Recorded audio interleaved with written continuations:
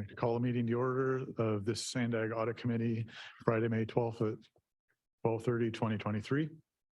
Welcome, everybody. Before we get started, I'd like to ask our interpreter, Grisel Villafana, to introduce herself and walk through how to access our interpretation services for today. Thank you, Chair. Good afternoon, everyone. I will repeat the following message in English. Este es un aviso por parte del intérprete. Para hacer uso del servicio de interpretación, favor de ir a la parte inferior de la pantalla en Zoom, en sus controles, haga clic en el icono de interpretación, aparece como un globo terráqueo, y seleccione español o Spanish. Si está utilizando una aplicación móvil desde celular o tableta, presione los puntos suspensivos y luego interpretación y después el idioma. Si se ha unido a la reunión de hoy en la sala de juntas de SANDAG y necesita interpretación, por favor diríjase a la recepción del piso 7 y solicite un receptor. Este se parece a un pequeño iPod y se puede usar para escuchar la reunión en español. Simplemente sostenga el auricular junto a su oído y la interpretación comenzará automáticamente. To use the Zoom interpretation feature, please scroll to the bottom of the Zoom screen where the meeting controls are. Click on the interpretation icon that appears as a globe and select either English or Spanish. If you are joining using the Zoom mobile app in a tablet or in your cell phone, please press the ellipsis interpretation and then choose your language. If you're joining us today at SANDAG and need interpretation into Spanish, please check out a headset from the receptionist on the 7th floor. It looks like a little iPod and comes with an earpiece, which you can use to hear the meeting in Spanish. Simply hold the earpiece to your ear and the interpretation will come on automatically. Thank you. Thank you. With that, please join me for the pledge. Ready to begin? I pledge allegiance to the flag of the United States of America and to the republic for which it stands, one nation, under God, indivisible, liberty and justice for all.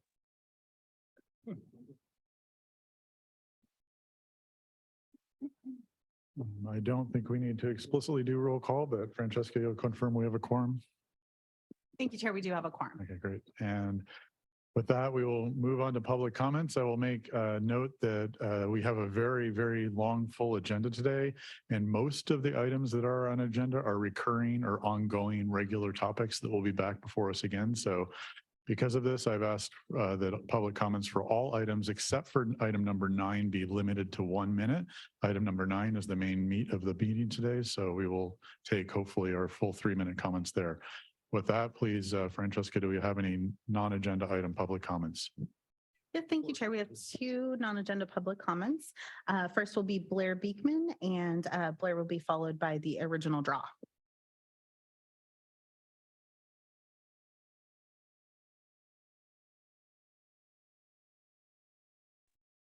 Hi, Blair Beekman here. Thanks for the meeting today. A real good luck to yourselves as the SANDAG Audit Department in working out the auditing issues of our past few years, and what decisions you're coming up with now, and the work you're doing. I don't know quite what that is, but just a real good luck to yourselves in how to do that. For myself, I wanted to comment a real importance on, I mentioned in the previous meeting that the city of San Diego is proving that their $4 million budgeting for current smart streetlight technology, it doesn't have to be that high. It's quite reasonable to expect that you can budget the same $4 million smart tech for $50,000 to $250,000, believe it or not, which I think just really signifies a real importance of thinking about reimagine issues and learning that balance. It's not just all police, and tech. It's reimagine. Thank you. Thank you. And our final speaker on this item will be the original draw. You can go ahead.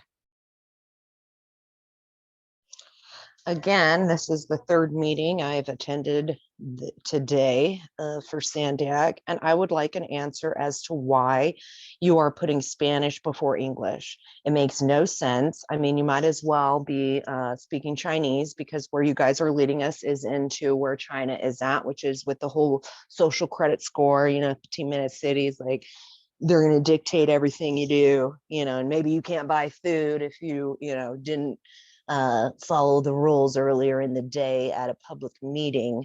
But it's just weird that you guys continue to do that. We're in America, so I mean, it should be the language of that place that you actually put forward first. And I just would like to ask all of you on a serious level, why you're all doing this. I mean, this is a UN agenda, and what you're doing is not right for the people, and trying to make them pay for things that they've already paid for. You're going down a dangerous path. So I ask you to just please think wisely about what you're doing. Sure, that concludes the public comments. Yeah, thank you. Not entirely sure, just quickly with respect to the last speaker's comment, I'd encourage you to reach out to staff. It seems like you may be accessing our translation services somehow. I believe the meetings are broadcast in English.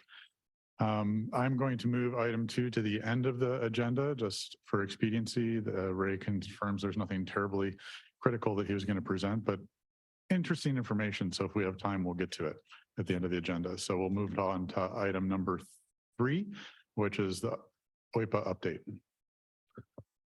Thank you, Chair. I'll keep it brief as well because we do have a busy. I just wanted to let everybody know we've lost one of our really great interns. He got a job in Sacramento working for a CPA firm. So this was a great opportunity for him, and it brought him somewhere. So I just encourage anyone out there who's interested in the opportunity to reach out to me directly. Thank you. That's all. Thank you. Francesca, do we have any public member comments on item number 3?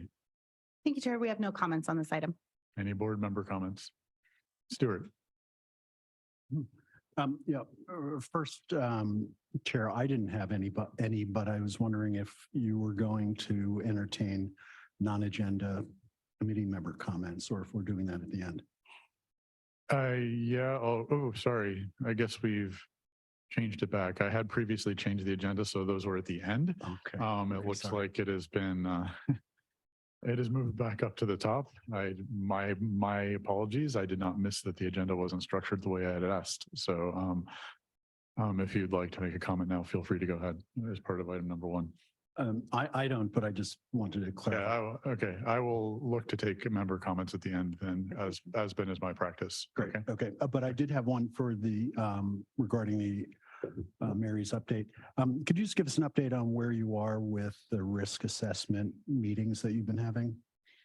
Yes, real quickly, we have all but 2 board members that have reached out to us and either scheduled or already had their risk discussions. So I'm really, that's really a good number.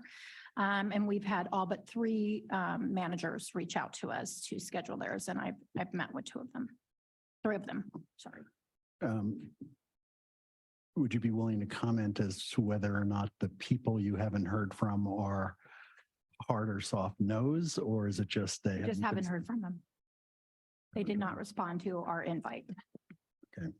Hopefully there's a process. I don't know who it would be or should be that those who haven't responded hopefully will respond. This is one of the most important things that your office does, and I would hope everybody takes it seriously enough to make time for it. Thanks. Yeah, I can quickly share with good note that Ray and I have spoken, Colleen and the CFO, so we're doing good. Thank you for that, Mary. With that, we will move on to item number 4, approval of the meeting minutes. Francesca, do we have any public comments on this item? Yes, thank you, Chair. We do have one public comment on item 4, the original draw. You can go ahead when you're ready. Yeah, mostly my comment is before when I mentioned that it was being said in Spanish. I'm talking about when you guys open up the meeting and you start out by speaking and having the person. Ma'am, I'm sorry, but we do need you to limit your comments to the item on the agenda. The non-agenda public comment has passed. If you would like to reach out to me at clerk of the board, we can discuss the interpretation matter a little further in more detail. But if you'd like, we'll unmute you. And if you'd like to speak on item 4, you have that opportunity now. I'm speaking on what is relevant right now, and you guys are totally obfuscating what I said before. Regardless, there's free speech. You don't get to determine what I say in these meetings, even if it is on or off topic, against what you want or what you don't want. What I am saying is that you mentioned before that what I'm saying, I'm not getting any interpretation in Spanish like through that. It's what you guys are doing in the beginning of the meetings by speaking Spanish first and then going into English. It's very negligent because we are not in Mexico. Okay, so you should not be, that's not equitable for the people here. You should be starting out in English and then interpreting it in whatever in Spanish. So the fact that you can't even acknowledge that and see what you guys are doing, it just shows the climate of where we're at. And I'm not talking about climate change, but you shouldn't be silencing people. It's a First Amendment right. You all took an oath to uphold that. So you should better be doing it instead of sitting here and trying to silence people like, oh, you're not on topic. Thank you, ma'am. I think you have some misconceptions about the interpretation feature. So if you'd like to speak. Francesca, I know what's going on. We can talk Okay, later. thank you. Appreciate the help, but the next, any board member comments on the meeting minutes? If not, I would entertain a motion to approve. I would motion to approve. Thank you, Bob. Second. Second by Halpern. Can we call for the vote? Oh, use your pucks, I guess, right? We ready for a vote?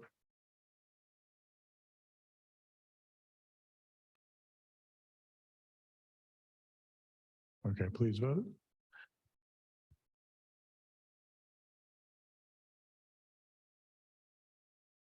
I'm guessing this isn't working very well. I'm just going to take a roll call for this item and then Okay. production will figure out the clicker. Sorry about that.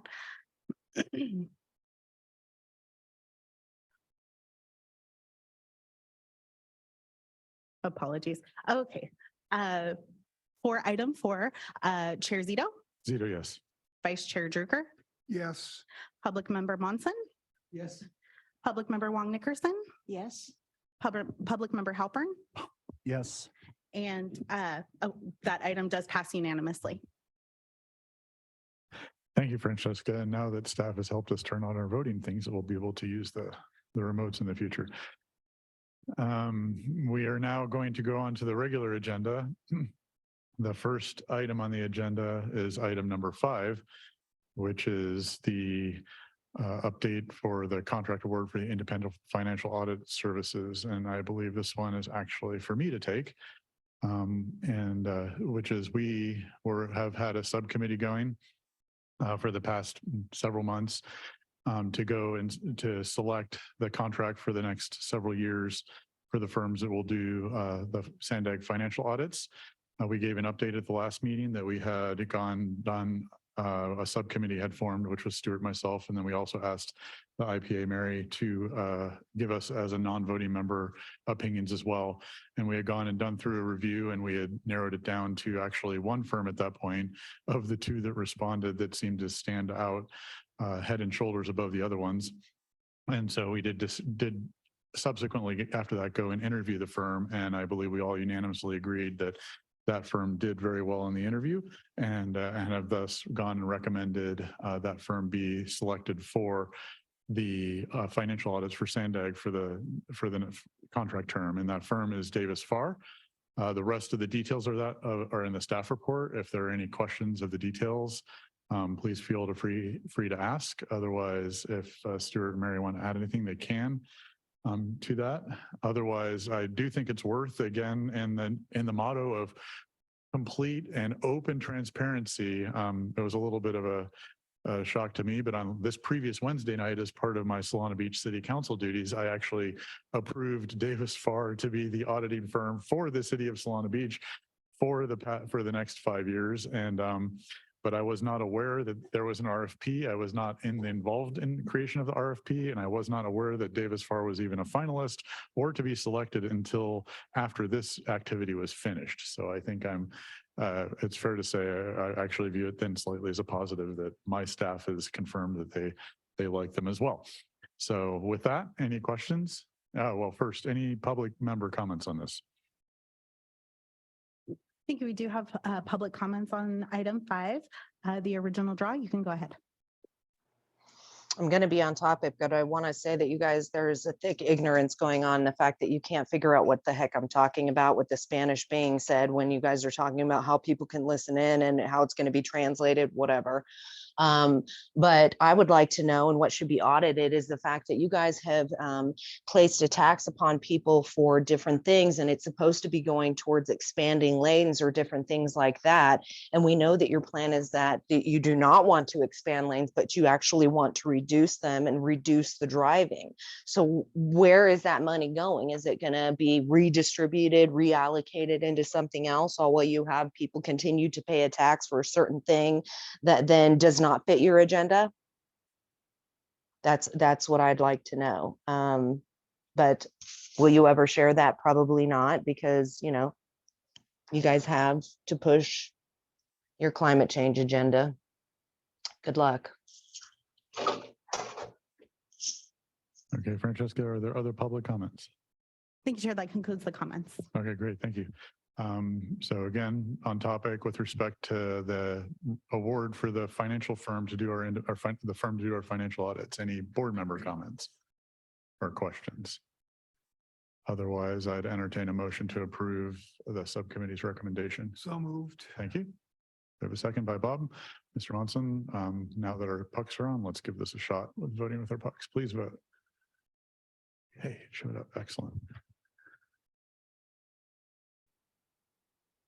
That motion passes unanimously. Thank you. And we will make sure that goes onto the board with acknowledgement that that was a unanimous recommendation on part of the audit committee. We are now on to item number 6, which is update on the independent performance auditor recruitment. And I will turn this over to the subcommittee that is working on this effort. Thanks. The subcommittee had a very productive meeting last week, including Vice Mayor Molina. I don't know if she's here with us. No, not here with us. Or there she is. We frankly had hoped to have certain materials a little bit in a further state for consideration here, but in combination with the meat of today's meeting and the focus of time necessary for the audit report, I just don't know that we have the time to productively go through what we probably need to do in this regard. And as hesitant as I am to suggest the notion of a special meeting, if we want to try to get any work done at the committee level prior to our June meeting, you know, Bob, I don't know if you want to share any perspective, but I think that would probably be our recommendation, is that we're not quite prepared to bring substantive information in terms of draft recruitment brochure and things of that nature at this point. Okay, thank you. I'll start off. Are there any public comments on this particular item? Yes, Chair. The original draw, you can go ahead. Yes, I would like to know if you guys are the ones that pick who is going to audit things, right?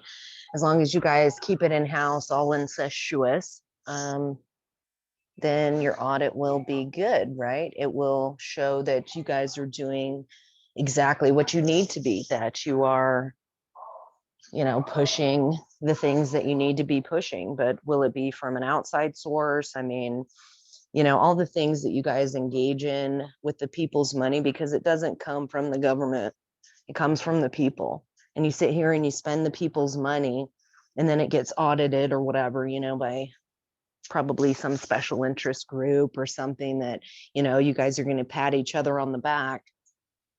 But in reality, if the people were the ones deciding where their money went, it wouldn't be going to the things that you're doing. You know, you talk about free public transit, or that's kind of gone on. And it's like, if the people's taxes went to where it should go, or all the fees that they pay, they would be able to have free transit. They would be able to exercise all the freedoms that they should be. Thank you, Chair. That concludes the public comments. Okay, thank you. I guess I'll add, maybe you were intending to do this as part of member comments, but I'll add just as an update from the executive committee meeting today and the board meeting today. Thanks. First, I'll thank my vice chair for being at the board meeting last time in my absence while I was proudly watching my daughter graduate. So it was a good moment for me. but they did seriously take our request to look at extending the term. And while it's not what I think we would hope for initially, I think it's a good spot to be in right now, which was the board and the executive committee did approve changing at least the current term of the initial term of the independent auditor be 3 years instead of 2, but with the understanding that will be brought back and discussed further. And so I do think that there is clearly indication if we consider if the board feels that this is continues to be a potential hurdle that needs to be overcome, that we have flexibility to continue to work on this. So that I found that to be a positive direction, and I was glad that they're taking this particular issue very seriously, or concern that was raised. With that, if we're not ready to discuss further today, then let's see what we can do. It is important. We do know that this is a very, very aggressive schedule that's been put together. And so it's understandable if we do run into blips on the way. It's also one of the reasons why, unlike the other committees, I have yet to cancel our August meeting, because just so you're aware right now, that's still on the calendar, because I figure if this process slips a little bit, that will at least give us the meeting in August to take care of business as well. So with that, I think it'd be useful. I will work with staff and see if we can schedule a meeting at a time frame that works for most of us, if not all of us, to bring back and discuss the materials that we were hoping to discuss today. Any other comments or questions? Can I say something Sure, quickly, yeah. Chair? So I'm glad that that is open for discussion. I think from my own perspective in deciding whether I would take this job or not, one of the struggles was that it was such a short 2 years. Yeah. Though I was only coming from Sacramento and I was comfortable with that option, and if it wouldn't further than that, I just really hope that they consider maybe even a 5-year. I think the 2 independent auditors that we did look at that really were relevant to this, both have 5 years, especially if someone's coming from out of state. We do want to get a good pool of people. I also hope that we ensure that we're having enough time to fly it to get a good pool of people, because 3 weeks is a really short period. So I hope that that gets extended as well.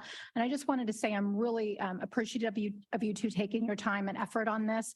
I think the fact that the board went with hiring an independent auditor that reports directly and independently to the board rather than a firm is a really good move. It keeps us independent. It keeps us able to really dive deep, which is why we've had the findings that we've had. And, you know, I know it's a growing pain for SANDAG, but I think overall, it's been a really good thing that we have actually someone who's reporting directly to the board. Okay, thanks. And Pam, I don't know if you have the ability to come up so I can just addressing. So the current schedule has the recruitment out there for 3 weeks. Do you have a mechanism in place if we don't feel like we're getting enough candidates to extend that, or other actions you might take? Actually, I have had 2 meetings with the subcommittee, very productive meetings. Okay. And I shared with them that I did not believe that 3 weeks was an appropriate time, that we should look at 30 to 45 days. Okay. I also put together a draft work plan and schedule that would still have the board approving a contract in August. But let us fly it for that period of time. Okay. Yeah, so I will let you continue to work that with the subcommittee, but I agree thanks for bringing that up, Mary. I agree that it's important to have enough time, that we get enough qualified candidates. And once again, that's why I'm keeping that meeting in August, in case that becomes a salient time to deal with some of this stuff. Okay, thank you. Any other comments or questions? Since I will work with staff. I don't think we need a motion to try to figure out a special meeting if necessary. So no motion needed here. That will then move us on to item number 7, which is the update on the independent performance auditor performance reviews. And I will turn this one over to the subcommittee, Bob and Agnes, on that one as well. Or Ed, sorry. Ed and Agnes, yes. Yes, so we have actually sent out a monkey survey similar to what we did last year. So Ed and I have been working on that. And I think everyone in this room should have received a copy. And if you have not filled them out, please go ahead and make sure that you do. We have experienced some technical difficulties, so we still have to work through with the support staff to figure out how to access the data. So we actually don't have the data yet, but that's in progress. And next meeting, we will have a lot more to report. Yes, and just so you know, we had a very productive meeting on identifying who would receive the surveys. So management, of course, and trying not to focus on any particular region, but a cross section of the entire county. So representatives from all areas of our county will have some input on this. Looking forward to that final result. Okay, great, thanks. You're gonna make me go back and check my email. I can see if I received that survey, because I don't remember getting it. Okay, And if we'll not, make sure we send a reminder. yes. to you. That's a really good point. Please send a don't have a reminder, 'cause delinquency I list will yet. note I have been traveling for a week, so. I don't believe I received one either. Okay, yeah, okay. Okay. So it sounds like you have something to look into Yes, to make yes, sure we the will. survey emails went out correctly and hopefully didn't get blocked by our city spam servers. No, and I would just like to offer that Melissa was extremely helpful on that. Okay, note, that good. we'll be able to work through these pretty quickly. As she is oftentimes. Thanks. And also, I don't know, Mary, I think normally you prepare a year-end review as well. Is that something you'll be able to do in the next month before the next I've already meeting? done it and Okay. provided it to them. Okay, they have it. So that'll be part of the next packet. Perfect. So I think we're good there. Do we have any public comment on item number 7? Yes, thank you, Chair. The original draw, you can go ahead. Hello again. Yes. So, I find it interesting when all these performance reviews get out or are taking place, and the people doing these reviews or anything are complicit in the things that are going on. So, let me give you an example. I was assaulted by the sheriff at a Board of Supervisors meeting in San Diego at the direction of Nathan Fletcher and the rest of the board. And, the sheriff did an investigation on themselves. And what do you know? They found that he was exonerated, the sheriff, from beating the crap out of me. So, when we have people do these types of reviews and whatnot, it should be the public that's doing it, because they'll give you an honest review of how you are doing. But when you have some other company that you could pay off or that is tied to anything that you want to do, you're never really going to get a clear and honest answer. And that's a fact. Chair, that concludes the public comments. Thank you. With that, I believe we can move on to item number 8, which is the third quarter fraud and waste abuse report. And I'll pass this on to Mary. Thank you. I'll be pretty brief here. We had 3 cases that we were, I thought 4, 3 cases that we were able to close. The first case was partially substantiated, and that was in regard to a complaint provided that at no cost, SANDAG was providing public resources and supplies to non-government organizations that are left-leaning political preferences and pose conflict of interest risk. After our review, we determined that it is in fact, the auditors noted free services were provided to outside entities, including cities, a university, and a private public person. Time spent on the services was billed to a mix of funds that included federal money, FTA money. The dates of the example services found in the analysis match up to the payroll records where 80% of the funds were FTA money, it is against federal code to use federally granted money for free services. However, we did not identify where SANDAG provided services to only left-leaning political parties, and we did not note any favoritism to any party preference. The recommendation from the auditors is that you create a new OWP, which is funded by a source that allows for free services to the public and for SANDAG employees to bill to that OWP when providing these services, and not to anything that contains federal or restricted money. The next case that was closed was identified as unsubstantiated. This allegation was misuse and abuse of public funds. The complaint alleged that SANDAG had paid hundreds of thousands of dollars to past employees who had at-will contracts, and that resulted in a misuse of public funds. The IPA concluded that it was unsubstantiated. Upon the review, we noted that SANDAG did have settlements with previous employees that did have at-will contracts. However, the settlements were shared and approved by the board of directors. OPA recommends that in the future, SANDAG management consider strengthening the terms of an at-will contract to prevent future payouts of settlements that were deemed colorable claims, which would save taxpayer dollars. The next case was allegations. It was an internal case, allegations of abuse of authority. Complainant alleged that some SANDAG executive management members abused their power of authority, which resulted in negatively impacting the individual. Initially, I had assumed that this was going to be closed and moved to HR. However, after further discussion, I had incorrectly closed the case, and it is going to actually be managed by the IPA. So that is the correction there is that it's still a case, and I'm still looking into it. And then the last one was also partially substantiated, allegations of misuse of public funds.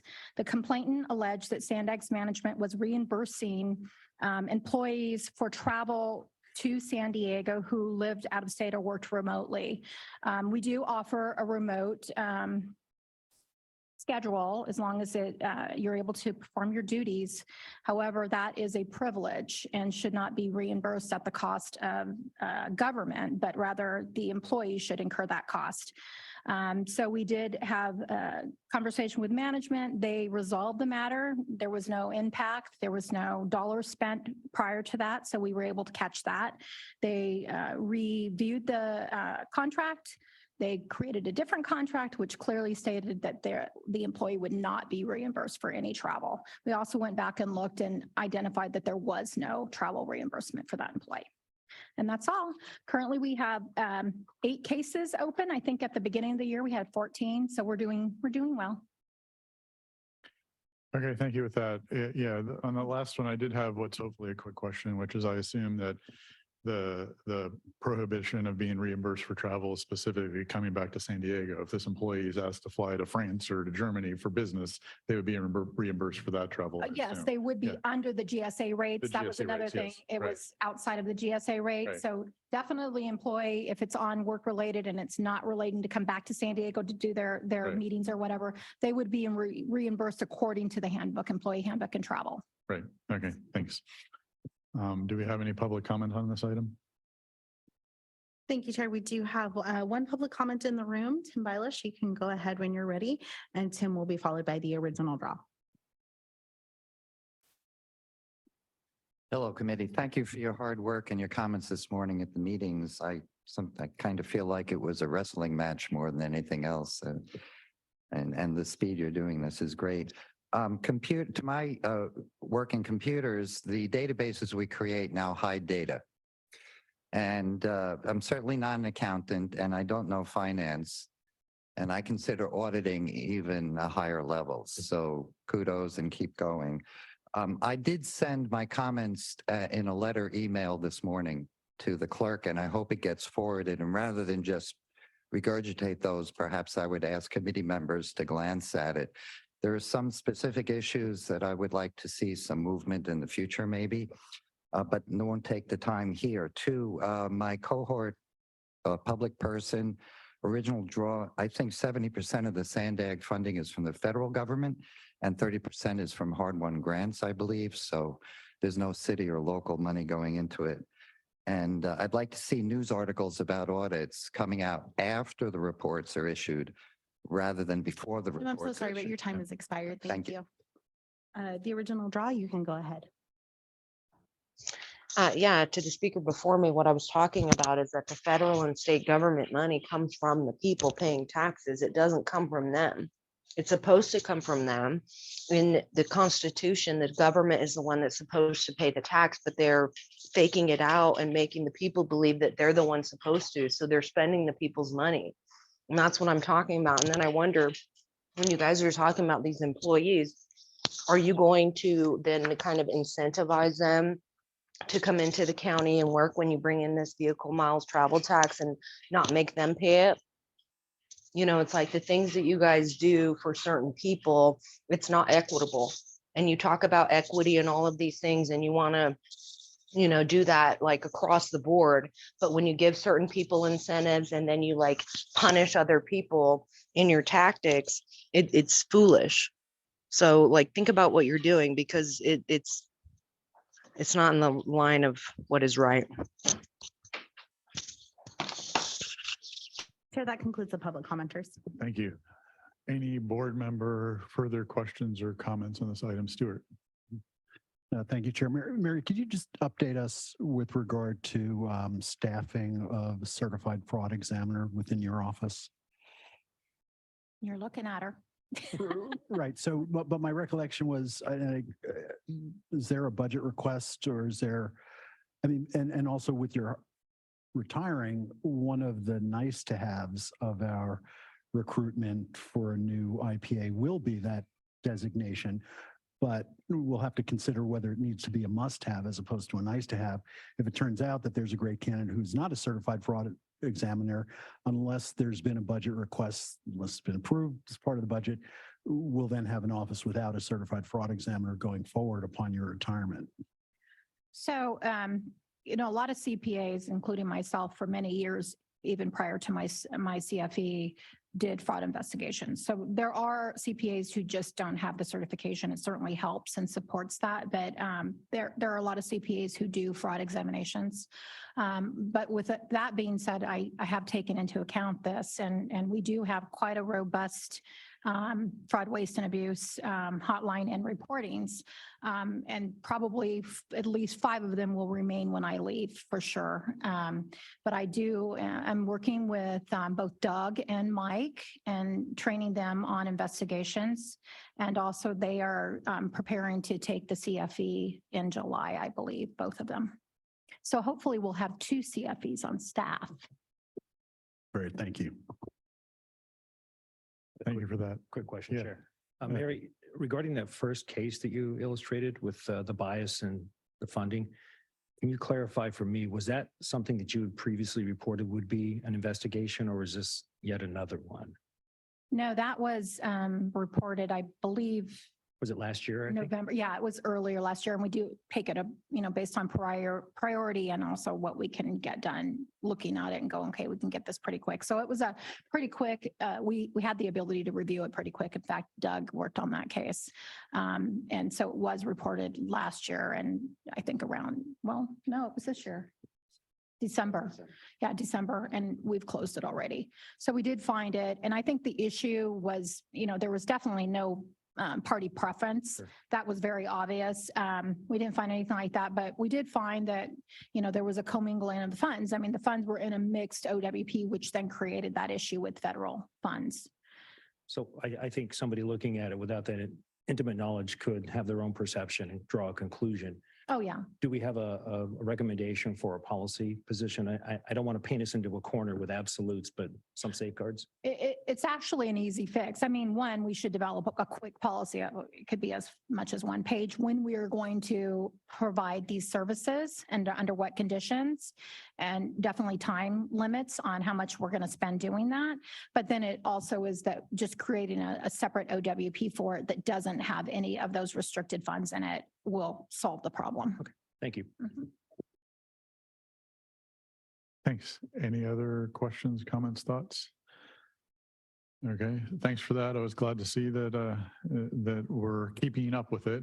That's different from prior years where it seemed to be falling behind. So it's good to know that we at least are on track. And good luck to both Lloyd or Mike and Doug. And I'll be rooting for you. With that, I believe we should have a motion on this item to recommend to the board, including the correction noted by Mary on the one item. A motion moved by Bob. I have a second. Second. Second by David. Please vote when the screen comes up. It's up.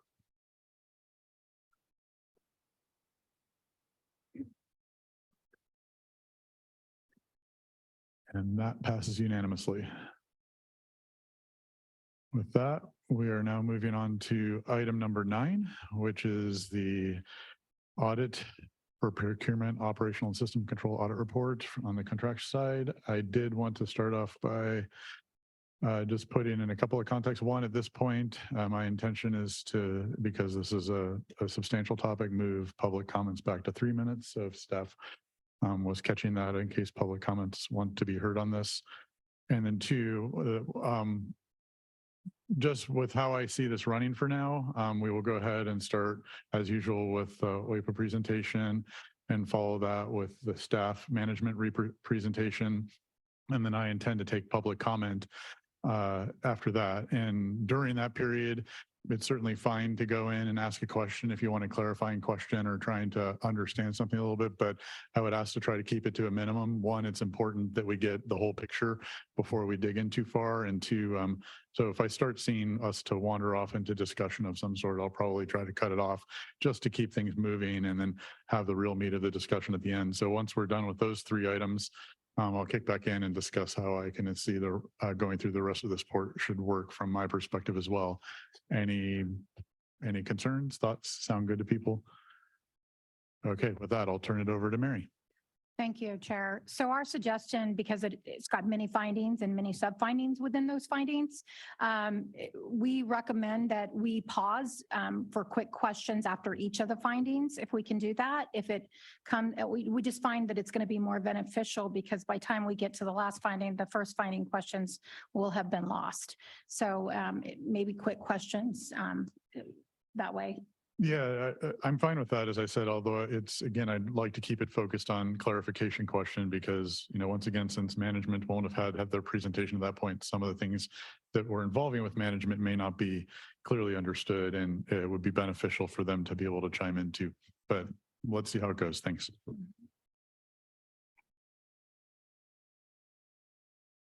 Do we have the presentation? No, it's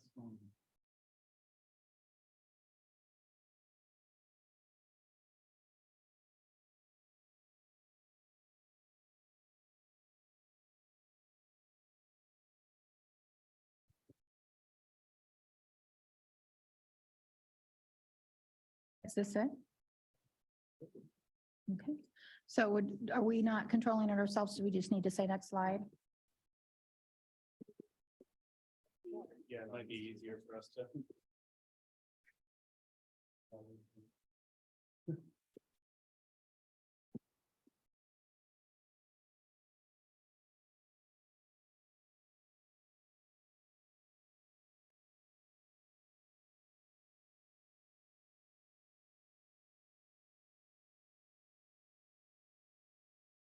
Okay.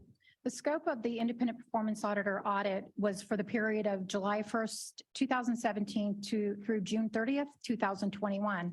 Keeping in mind that some of these contracts are usually lengthy, can be up to 10 years. So there were contracts that we looked at within that time period that were before 17 and after 2021. Our objectives of this engagement was to audit SANDAG's management of contracts and procurement. With that, we took a two-part approach. Part one consisted of looking at the system controls and operations to ensure effective and efficient controls existed and that policies were being followed. Part two consisted of reviewing SANDAG's contracts to ensure the contracts were being adhered to according to the contract terms. We looked at ensuring that the costs and the invoices were properly supported and documented prior to remittance for payment. We also were looking at the ability for to properly obtain and store adequate records. So we wanted to look at their record keeping, their organization of records to verify that processes and controls were adhered to and policies and procedures were being followed. So our intent initially in part two was to take from part one the sample that we had selected around some of the higher risks that we identified in those tables in the part one audit. However, we faced some limitations. Auditors encountered file disorganization, inconsistent placement, or completely missing documents. Documents that were manipulated and changed their notes due to no system controls. We also identified hundreds of task orders and amendments that were either unorganized, missing, or could not be located in the files that management designated as their file of system. As a result, auditors selected 3 of those higher risk contracts identified in Part 1, which led to a review of hundreds of transactions and documents. And we also selected additional 12 contracts to perform substantive testing over invoice and payments. The ability for auditors to test for procurement fraud schemes such as bid rigging, price fixing, in Part 2 was really limited and really unfeasible due to the following. Matters that required further investigations, auditors could not pursue due to lack of resources and time. Matters due to limited or non-existent records that we could not locate. Matters due to inconsistency and unreliability of data documentation that was made available to the auditors. Matters due to disorganization of files, making it extremely difficult for auditors to navigate in a timely or reasonable manner, and matters due to data and record and information that was restricted and not made available directly from the system by SANDAG management. So management had 3 general overall responses to the overall audit. Management's overall first statement was management stated that they had verified the existence of most of the missing documents identified in the report. Our response to that was that although we did receive most of the documents and access requested, not all was provided. There was limitations such as updated vendor file, access to all the digital invoice folders. Auditors became aware of missing folders later in the audit, access to payroll system directly. Furthermore, OPA does not consider the following appropriately stored records for neither proper record keeping nor for auditing purposes. Records that are stored on staff's assigned computers, records that are uploaded after the fact, or records that are stored in working folders or records that were misfiled or mistitled. The second overall response from management was that management stated the following contributed to the difficulty and compilation of locating those existing documents. They were older records and also hard copies, solicitation contract records being stored in 3 different locations, financial records being stored in a separate system or hard copies. Our response to that was that we had concern that all records could not be easily located where we were initially directed to search by management. OPA recognizes that a high volume of documents the agency maintains. However, as a public agency, SANDAG is required to manage and maintain proper and adequate records. If different systems are maintained and do not interface, then SANDAG should have had a node or some type of tracking device that linked those systems. The last overall response from management is that management states that they complied with AB 805 regarding providing auditors with access to the payroll data system by suggesting an alternative method. Though we did accept and try to work with management with that, it was not reliable information. We weren't able to access or manipulate the data for data analytics. So our response to that was in accordance with AB 805. The consolidated agency shall furnish to the auditor unrestricted access to employee information and records, including electronic data within the custody regarding powers, et cetera. While management made effort to provide alternative access, OPA only accepted that attempt for an alternative way to manage the audit. However, we later determined that the access did not provide the data needed. Again, we were not able to perform data analytics on a PDF folder of information. So with that, we have a total of 8 findings. Finding 1 is quite large, so we broke it out into 9 sub-findings, and the reason we have them related is because they are related. So finding 1 is quite large, but it is interrelated, so we did need to keep them together. With that, I'm going to hand it over to Crystal, who's going to talk about finding 1 and finding 2. Thank you. So finding 1 was non-compliance with procurement laws, rules, regulations, and internal policies and processes.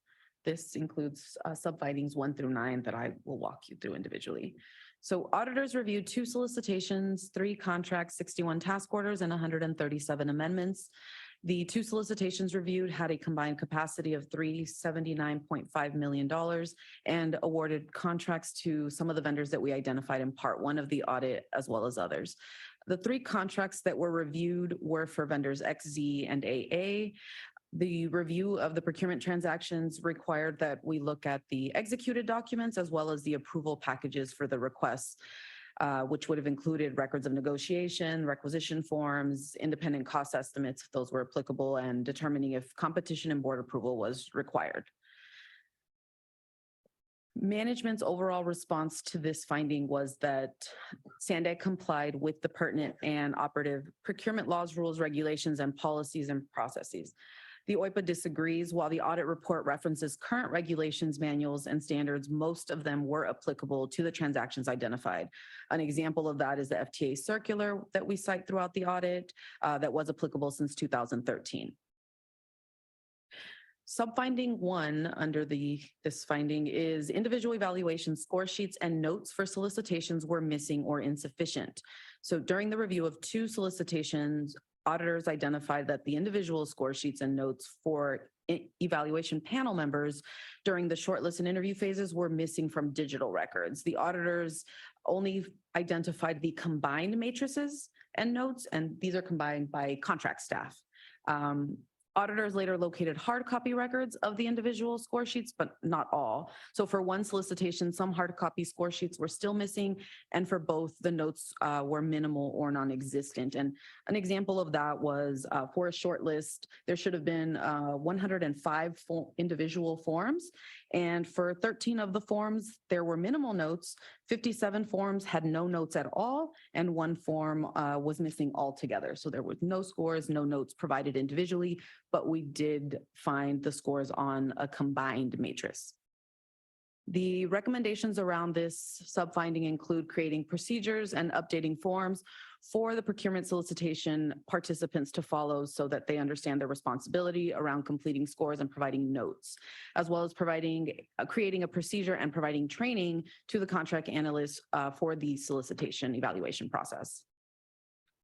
Management's response to this finding was that the individual evaluation score sheets and notes for solicitations identified as missing were located. The OIPA disagrees. The auditors are currently in possession of the original hard copy records and again confirmed that not all score sheets were filed, and for some of the score sheets, the panel member notes were missing or minimal again. Subfinding 2 is contracts and task orders were not fully and openly competed and were also not documented as sole source procurement transactions, which conflicts with SANDAG's equity and DBE commitments. Auditors identified 36 out of 46 task orders that required competition were not properly competed, and they also did not include sole source justification documents. Additionally, 2 out of 46 of the task orders had a limited competition, but again, did not have any required documentation to support that. During part 1 of the audit, auditors had identified that SANDAG failed to compete task orders or contracts fully and openly. Additionally, during part 2 of this audit, auditors identified that one contract with vendor AA, again identified originally in part 1, where full and open competition was required but was sole sourced instead, thereby failing to ensure SANDAG's equity and DBE commitments were being met. The recommendations for this subfinding include updating the board policies to clearly explain competition requirements, and that the policies clearly explain the options for not competing and the requirements around that, and ensuring that the procedures around procurements clearly explain the need and requirements for competition, and specifically explain the allowed exceptions. Management's response to this was that the contract and task order transactions identified to have not been fully and openly competed did adhere to competition requirements at the time. The OIPA disagrees. While management may have fully and openly competed to award the initial on-call contracts, they did not adhere to the competition requirements for task orders. Although the contracts were initially executed in 2012 and 2016, task orders and amendments were initiated in 2020 when some of the requirements would have been applicable for competition. An example of that is Board Policy 16, which has been in effect since 2006, requires soliciting bids in writing and awarding competitive procurements that exceed $100,000, services for $100,000 or more. Task orders are not exempt from that requirement. Subfinding 3 is contract and task order amendments exceeded $100,000 without board approval. Auditors identified 44 out of 122 task order amendments that did not receive the required board approval for exceeding $100,000 amendment threshold. Additionally, one task order amendment was valued at $99,999, and auditors identified a documented conversation where contract staff advised a project manager of a 25% amendment limit. However, we could not identify where that was written in any policy or procedure. The recommendations include updating the board policies to clearly limit the amendment amounts allowed without both the executive director's signature and when board approval is required, and as well as updating the board policies to clearly state that the amendment amount requiring board approval would be cumulative of all amendments and should also consider any previous task orders or contracts that were issued for the same services or project unless a new competed award has been conducted. Also updating the procurement manual to reflect recommendations 1 and 2 and creating a procedure for contract staff that clearly explains their role in reviewing amendment requests and the procurement histories to ensure that the agency is avoiding bid splitting and avoidance of competition is not occurring. Management's response to this subfinding was that all project amendments exceeding $100,000 cited in the audit to have been authorized without board approval were within the approved budget when the amendment was executed and did not require board approval.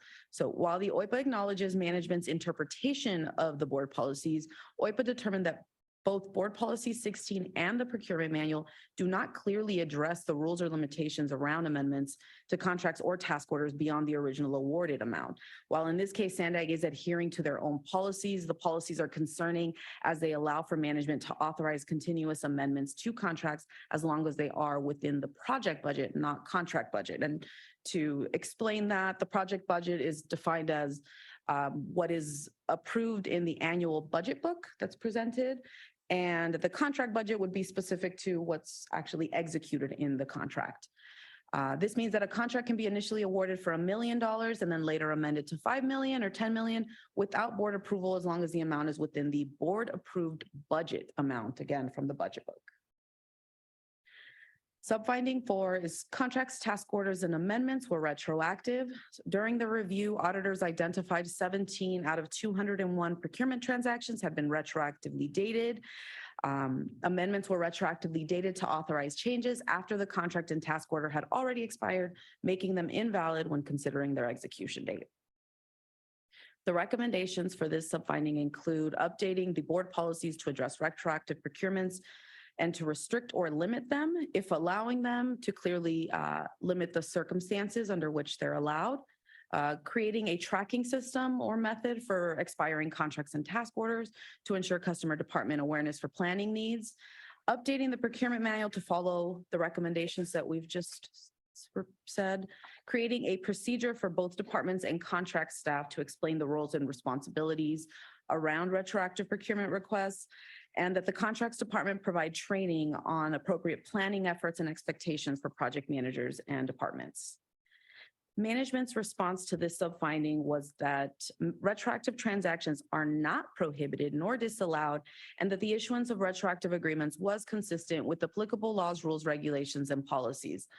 While the OIPA acknowledges that retroactive transactions are not explicitly prohibited by laws, SANDAG's own executed contracts and task orders specify the requirements and restrictions around executing contracts, task orders, and amendments to ensure that they are valid and effective. Some of the language that we identified in these documents, the executed documents, was, should consultant perform work for SANDAG in advance of issuance of a fully executed task order, consultant shall be performing the work as an unpaid helper for SANDAG. And the next is, consultant is not authorized to perform services for SANDAG before the latest date shown for a SANDAG signatory on the task order. Work performed before the start date of a task order amendment will be treated as non-reimbursable work by consultant. And again, execution of a contract is defined as when both parties have signed the document.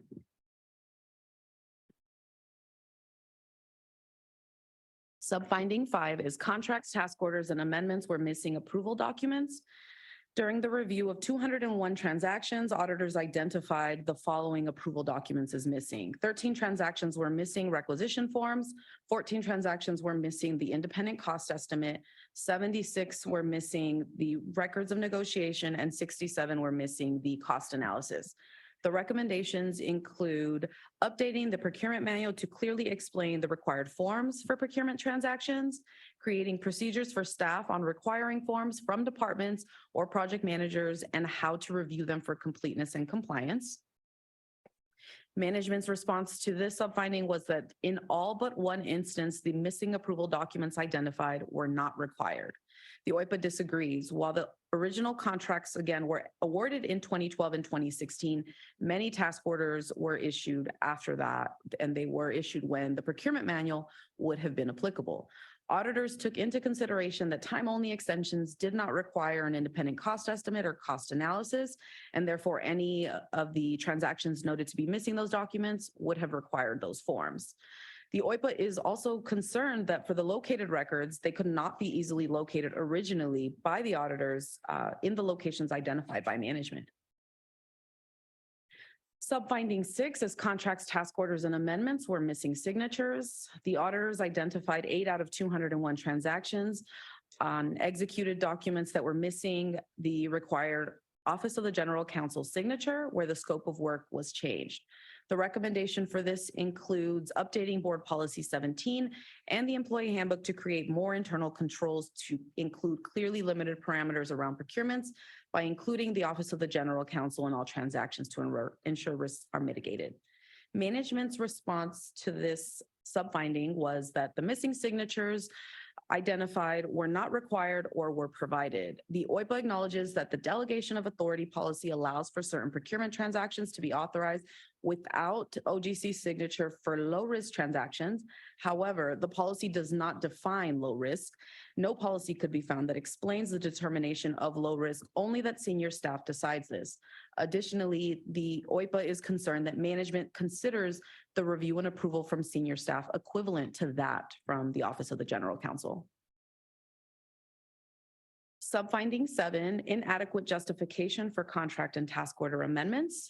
During the review of 137 amendments, auditors noted that the amendment justifications were either lacking, repetitive of the amendment title, or included one of the following reasons as their justification: no cost time extension, continuation of services, delays in project, and the OIPA recommends that staff are required to provide detailed reasons and justifications for amendment requests, as well as creating procedures and providing training to project managers and contract analysts to ensure amendments are reduced in frequency. Management's response to this subfinding was that the audit assessed older task orders based on today's standards, not applicable standards at the time. Management also states that process enhancements have been made for justifications, including the implementation of the contract management system.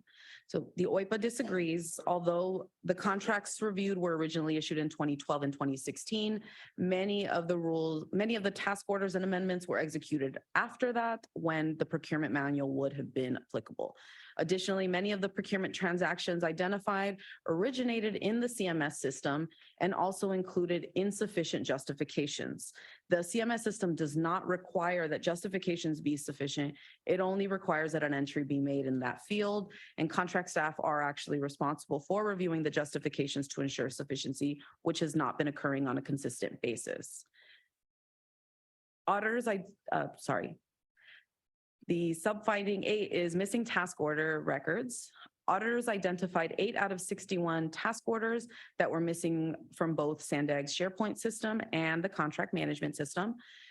The recommendations include creating a procedure and providing training for contract staff to address proper document storage and recording procurement transactions, as well as creating quality assurance and quality control efforts to ensure that occurs.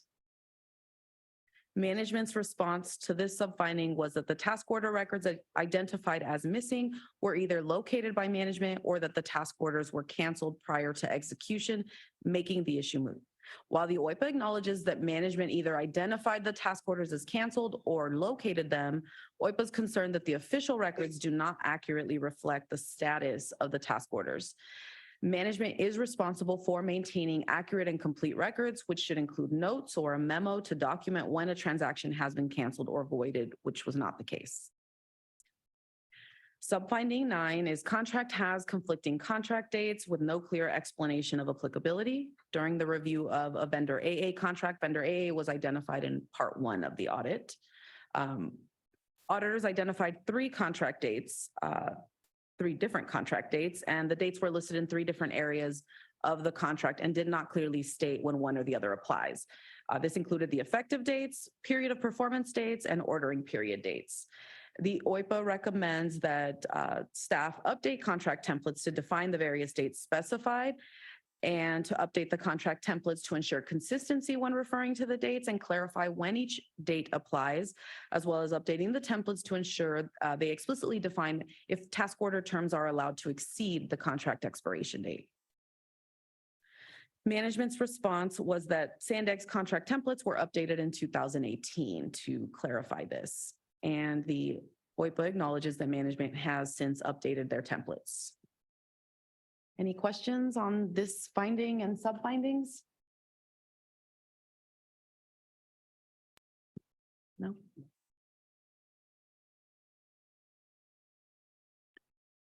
Okay. I'm sorry. No public comment right now, sorry. Yeah. I'm sorry, no, you can't do that, sorry. Do you have any, I mean, again, questions of clarifications that won't get us into debate would be useful right now if you have any questions on that, knowing that we'll be revisiting this once management responds to, yeah. Just make sure you write them down good. Okay. Stuart. Tell me if this doesn't meet your clarification. Awesome. I'm totally open to that. On page 3, the reference to manipulated and changed notes. If you could just clarify for us, for me, the word manipulated has a certain kind of connotation that implies an intent to, you know, sort of have an impact to change the effect of the process. So can you just clarify for us if what you're describing there, and by the way, I get the fact that any system which leaves room for manipulation and changes increases risk. But just if you can clarify whether you're speaking to the fact that the system allowing manipulation and changes increased risk, or if there were circumstances in which manipulation and changes were to change results. If you understand my distinction. I do understand the question. Which sub-finding or which, you're talking about page? And I'm talking about page 3 where there's the reference to manipulated and changed notes. In the fact sheet or? It's literally in your presentation okay. here today, page 3. Page 3? You can flip the slides back. That was the note that I took. Oh, I see. In the Mhm. concerns. So under the intent and limitations, let's see.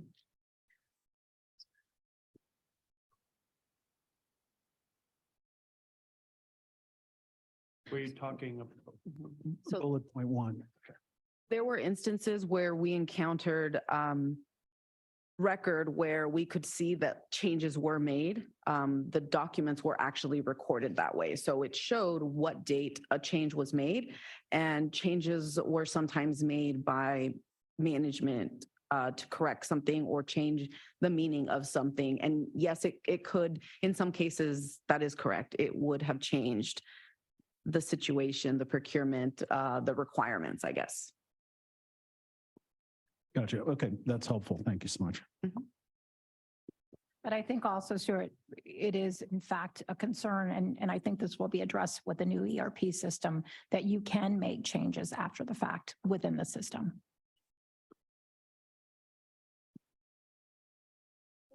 I have a more general questions under this finding because it seems the auditors and management don't agree on how to, you know, what these findings mean, right? Because I can see both sides that have their. That question, I'd like to wait till after management does their responses, if you don't mind.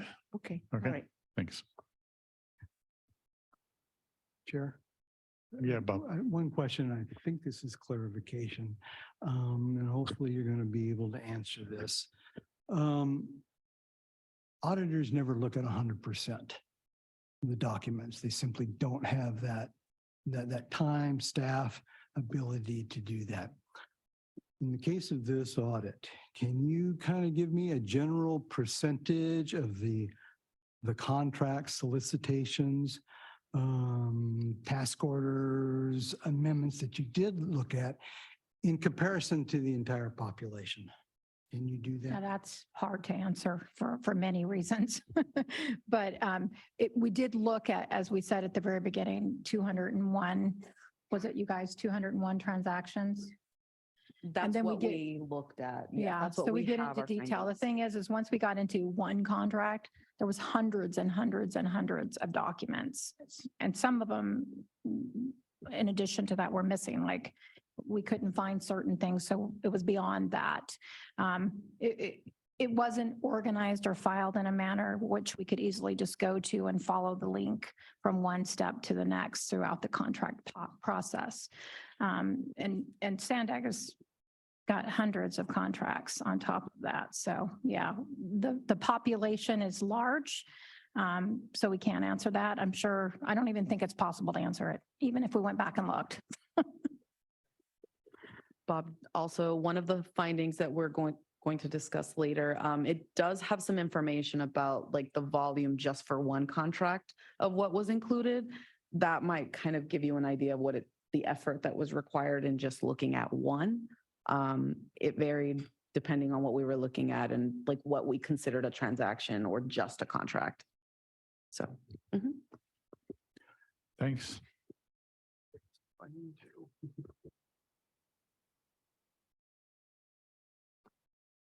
So finding 2 is high awards and increases due to non-competed procurements and excessive amendments. The observation here was that vendor Z, again, initially identified in part 1 of the audit, was originally awarded a $25 million on-call contract, and that contract increased to $128 million, which is 412% higher than the initial award. The original solicitation, so the RFP or RFQ that was issued, that was advertised, was for $260 million to be shared amongst various on-call contracts. So this means that vendor Z was awarded 48% of the original solicitation amount that was to be shared amongst the various on-call firms over a 7-year period. So additionally, for this particular contract, the auditors noted that the following existed.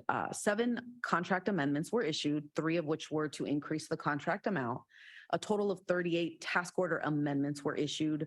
4 contract amendments were issued between 2 and 8 months of either the contract being executed or a previous amendment being issued. 10 task orders that required an open competitive bidding, which were not competitively bid, 14 task order amendments that exceeded $100,000 that was not brought to the board, and an additional one that was identified at $99,999, just under the board amount. And then 20 task order amendments that were issued between 2 and 8 months of either the task order being issued or a previous amendment being issued. And the recommendations include creating clear policies and procedures to ensure competition is open and full as frequently as required, creating clear policies and procedures to ensure sole sources are limited and thoroughly being reviewed and analyzed, creating clear policies, procedures, and providing training to project managers and contract analysts to ensure amendments are reduced in frequency. Management's response to this finding was that awards were appropriately competed and amended in accordance with the existing policies and procedures. So the OIPA acknowledges management's interpretation of the board policies. And while in this case, SANDAG is adhering to their own policies, the policies are concerning as they allow for management to authorize continuous amendments to contracts as long as they are within the project budget, not contract budget. And again, the project budget refers to the budget book amount. Contract is specific to what's in the executed contract. So again, an example of this is that a contract can be initially awarded for $1 million and later amended for $2 million, $5 million, $10 million without board approval, as long as we stay within the board approved budget amount. And the OIPA does not contest that vendor Z only received 6% of the task orders under the entire on-call series. So again, amongst all of the firms, and this is again specific to the task order count. However, the OIPA is concerned that vendor Z's original award amount increased by 412%. Are there any questions to this finding? No. Okay, and Mike's going to discuss the next few findings. Thanks, Crystal. I'm gonna hand that to you. All right, so finding 3 was that invoices are missing or lacking supporting documentation or not consistent with the corresponding fee schedule. So auditors judgmentally selected 15 contracts to review invoices for. That 15 comes from the 3 that we looked in depth, mentioned in finding 1, plus the 12 additional one that Mary mentioned early on in the presentation. Of these contracts, auditors identified the following during the review of invoices. That 27 digital invoices were missing from the official folders of records, but were listed in the financial system that we call One Solution here, that is One Solution here. And those total $272,473. On the other side of that coin, there was 21 digital invoices that were found in the official folder of records, but were missing from the financial system reports, and those totaled $311,923. Auditors also judgmentally 86 invoices, both hard copy and digital, and those totaled 26.6 million. And auditors identified the following. Auditors identified that of those 86 invoices, only 82 invoices were located and had a legible fee schedule to compare to. Specifically, 1 hard copy invoice was missing and 3 invoices were part of a contract and task order that just did not have a legible fee schedule to compare to. And of those 82 invoices that were located, only 7 had adequate supporting documentation and were consistent with the corresponding fee schedule. This means that 75 invoices, or 92% of the sample, were unsupported in addition to those 4 invoices mentioned previously. So the OIPA is recommending that staff require detailed and itemized invoices and progress reports or a detailed summary of work performed for payment to be processed. Update a request for payment form to explicitly require invoices to be attached. Create formal procedures and trainings for invoice payments to include instructions and methods for verifying invoice work is included in the contract or task order. Update contract templates to require detailed/itemized invoices as well as progress reports or detailed summaries of work performed to be included with the invoice. Create a tracking and filing system to ensure that all received and paid invoices are recorded and filed properly. Create a procedure that provides instructions on entering and processing invoices to ensure all info is entered correctly into the One Solution or any future financial payment system. And lastly, to investigate how many invoices were not captured by One Solution and determine if financial reports were inaccurate because of any uncaptured invoices. So management responded by stating that invoices are available, supported with appropriate documentation, and paid in accordance with the corresponding fee schedule. So the OIPA disagrees. Auditors reviewed the folders as identified by management and confirmed that the missing files are still not in these locations. Auditors reviewed the fee schedules for the applicable contracts, task orders, and amendments. And the OIPA found many paid invoice records where the only submitted documentation was a request for payment and the invoice cover sheet itself. Any questions on finding 3?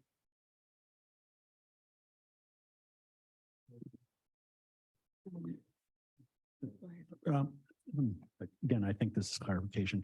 On your page 37 there, unless I was misunderstanding, the 26.6 does not, that's the total dollar amount of the universe, right? So could you tell us what the dollar amount would be of the 75 unsupported invoices? I could get you to that at a later time. I have it somewhere, but yeah, and to clarify, yes, that 26.6 is the total of those 86 invoices to answer your first question. So yeah, it's kind of theoretically possible that it's just not proportional. In other words, it's not like 75 in relation to the 86 is the proportional percentage of the 26.6. It could be almost, the dollar amount could be almost anything, right? So it would just help understand for context what the number. Thanks. I can tell you from after we reviewed, like it was a wide swath of like large dollar amounts that were supported and that were one of those 7, small dollar amounts that were one of those 7 supported. But yes, I could go back and get you that dollar amount. Great, thank you. Can you clarify that 77 payment? So the finding is there not sufficient supporting document. Were you able to actually verify, should they have been paid? That you were able to ascertain that, on you just don't have enough information to. I'll make a answer that. So determination? no, we didn't, we had no time to go down that deep because that would actually include us going back to the project manager and the contractor to see what really was the support for that cover invoice. And that could have been labor, it could have been anything. But with that, we are moving in, as I showed with you before, into a continuous auditing. And the continuous auditing will include taking individual contracts and digging down all the way, drilling down to what actually was billed, if that's appropriately billed, and if it's supported as well.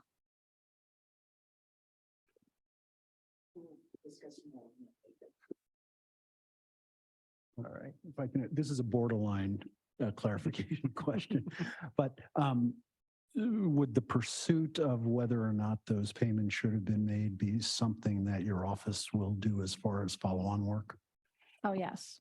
So as I just shared, yeah, that's part of the continuous auditing. So we'll take, in addition to the samples we included in our audit, we will take other contracts and be drilling down that deep. So that means us visiting the contractors, verifying that the work that in fact they said was done, in addition to if it's aligned or matching with the cover sheet, even if it's unsupported, we'll still dig deep. So some of it had like just the green form, which is an internal document signed saying just pay this.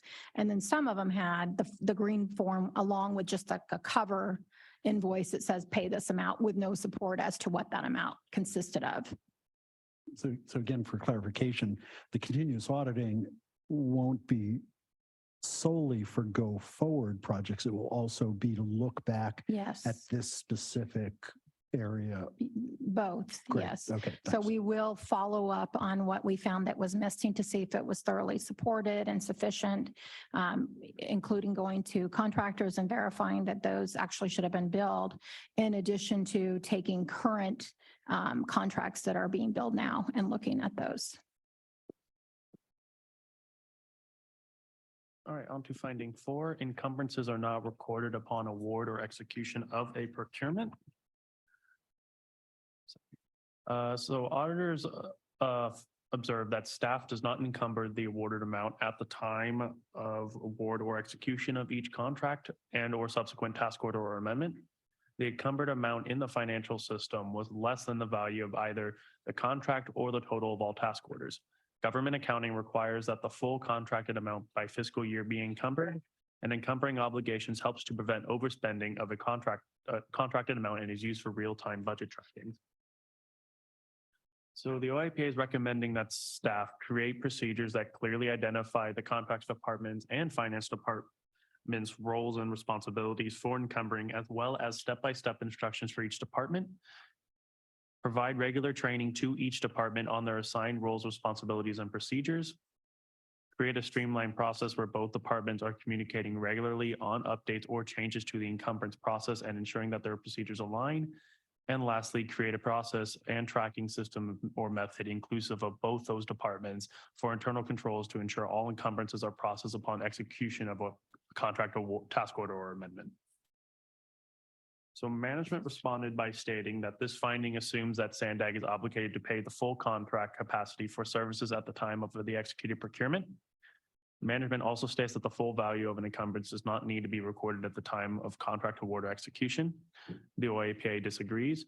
Auditors identified contracts and task orders where specific amounts should have been encumbered based on the budget for the year and or task order awarded, but were not. Additionally, auditors confirmed with staff that in some cases an encumbrance is processed after an invoice has already been received.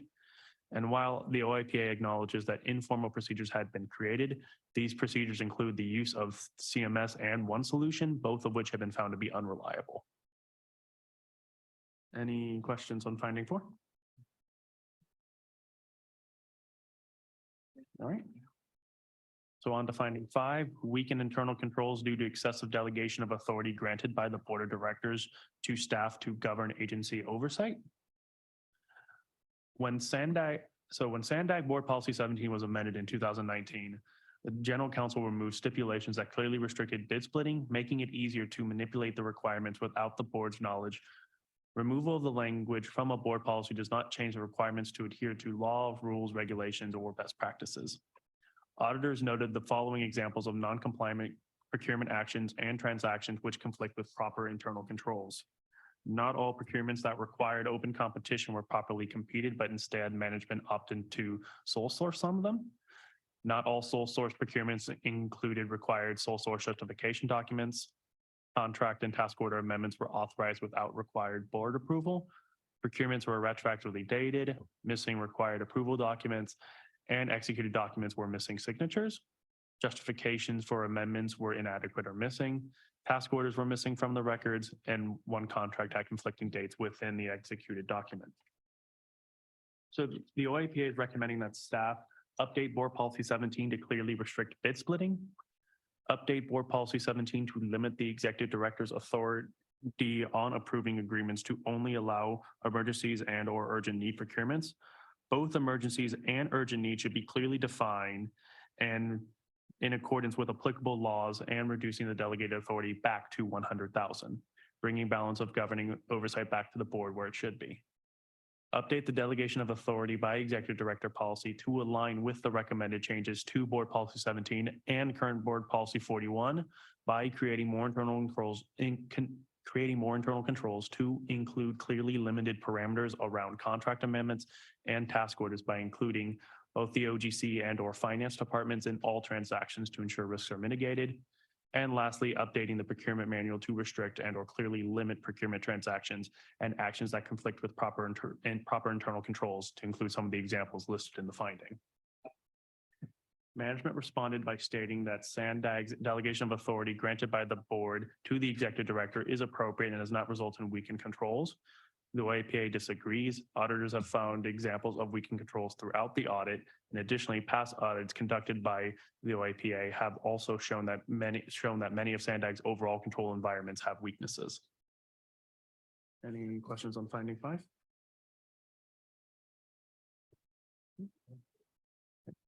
On to finding. Sorry. Go back to slide 45 or page 45 just for a second. Your reference there to Board Policy 17 amendment. Did you by any chance go back to see what the presentation to the board was at the time that amendment was proposed, and whether, for all the reasons that it may have made sense to make that amendment, whether it was called out to the board at that time that there also was at least theoretical risk that the stipulations would have changed risk around potential bid splitting? I can actually answer that. So we did look at that board policy delegated authority did change. I think the reason overall to keep it simple was that there's a lot of amendments that come through SANDAG, as we found out when we audited, that require quick action or fast action. So they believed that it was a more efficient and effective way is to allow delegated authority more at the executive director's level. The matter did come to me, didn't directly come, it came to me through a lot of board members at that time, and they were asking me what were the risks in increasing the delegated authority. And I did share that there was risk. So anytime a governing board who's responsible for the governing aspect of delegating or approving a large dollar amount delegates that down to management, you start to commingle responsibilities, right? Management's now both delegating and doing delegating authority and also managing that. So there's no good system of control that assures that separation of duty. You've kind of given that up when you delegate it by an increased dollar amount. Well, I appreciate that. But what I'm hearing you saying is that management presentation to the board would have highlighted the pros, but in this case, perhaps did not highlight for the board the con of the increased risk. No, there was not a pro-con discussion that went on. It was just more why it's a more efficient and effective matter, but I can let management speak further to that if they want to. Great, thank you.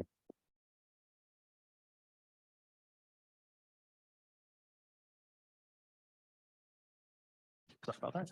On to finding 6, retroactive procurements by executive leadership to rectify and pay for unauthorized work. So auditors noted documented discussions between management that stated that HR had exceeded the $150,000 capacity under a contract awarded by not issuing required task orders to authorize work. To rectify this, the former director and legal counsel of contracts, I'll refer to them as DLC from now on, recommended issuing retroactive task orders. According to the discussions, HR was unaware of the requirements to issue task orders under an on-call contract. Additionally, contract staff knowingly recommended executing retroactive task orders for work that had already been performed, but was not originally authorized via task orders. Furthermore, auditors obtained documented evidence where the former DLC made claims to the effect that retroactive procurements were improperly authorized, as well as improper sole source and public works procurements had occurred. So the OAPA is recommending that staff update the procurement board policies to address retroactive procurement transactions and to restrict and limit them. If allowing them, clearly limit the allowed circumstances to emergencies, and these restrictions should clearly define poor planning, specify that is not allowed, and should include examples such as departments being unaware of expiring task orders, among other examples. Create a tracking system or method for expiring contracts task orders to ensure awareness of planning needs for current and future procurements. Update the procurement manual to follow recommendation 1 of this finding. Create a procedure for staff to explain the roles, responsibilities, requirements, forms, and approvals needed for all procurement transactions, including retroactive ones. Provide training on procurement planning to include appropriate efforts and expectations for project managers to include tracking of contracts, monitoring of expiration dates, and procurement timelines to follow for any next steps or changes to projects. And lastly, to provide training to departments and project managers to ensure understanding of an on-call contracts and processes to award task orders. So management responded by stating that the retroactive task orders identified in the audit complied with applicable procurement requirements. And additionally, management states that the finding is based on an email exchanges only. Auditors responded by stating, while retroactive transactions are not explicitly prohibited by laws and regulations, the OAPA disagrees that these transactions were approved in accordance with SANDAG's established procedures. SANDAG's own executed contracts and task orders specify the requirements and restrictions for executing and amending contracts and task orders to ensure that they are valid, effective prior to beginning work. Additionally, auditors verified that the retroactive transactions did occur and are documented in management's contract records. Evidence was obtained claiming that, quote, retroactive procurements were improperly authorized as well as were improper sole source and public works procurements. Any questions on finding 6?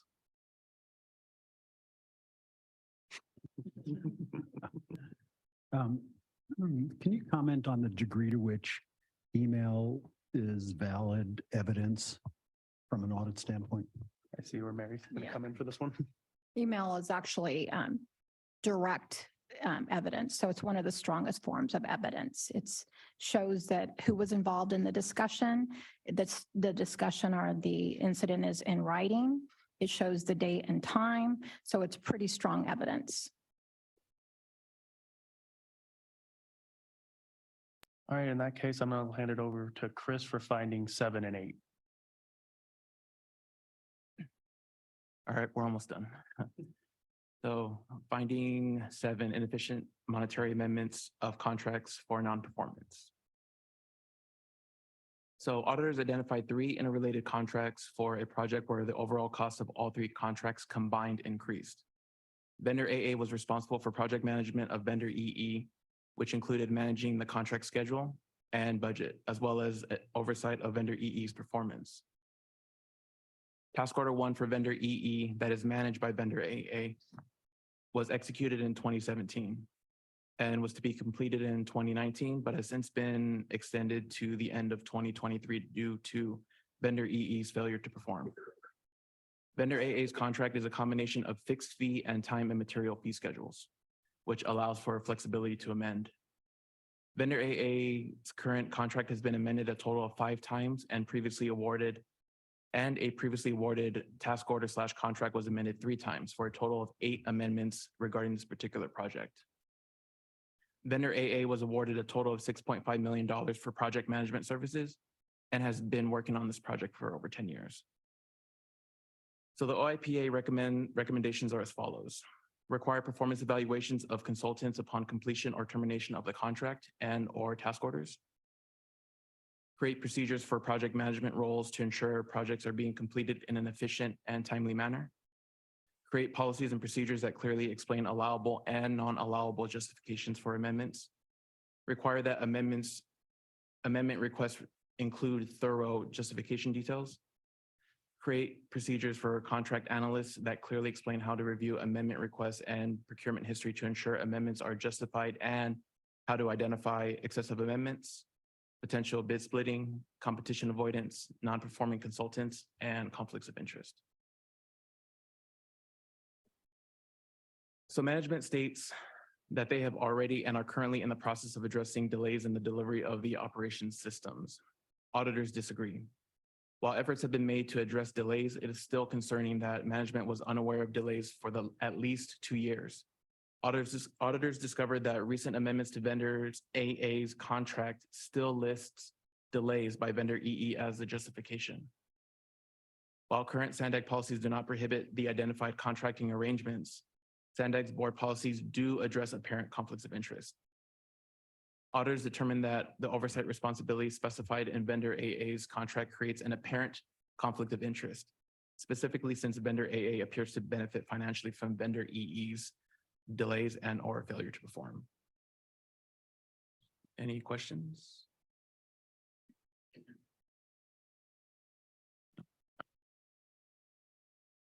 So our last finding 8, contracts awarded for services that in-house staff should be qualified to perform. Next slide. Sorry. During a review of contracts for consulting services, auditors identified 21 human resources contracts totaling $5.6 million and 93 Office of General Counsel contracts totaling $35.4 million. Auditors identified an overlap in the services from contracts that were awarded to consultants and the job duties and qualifications expected from internal staff. Auditors reviewed the HR and OGC staff duty statements.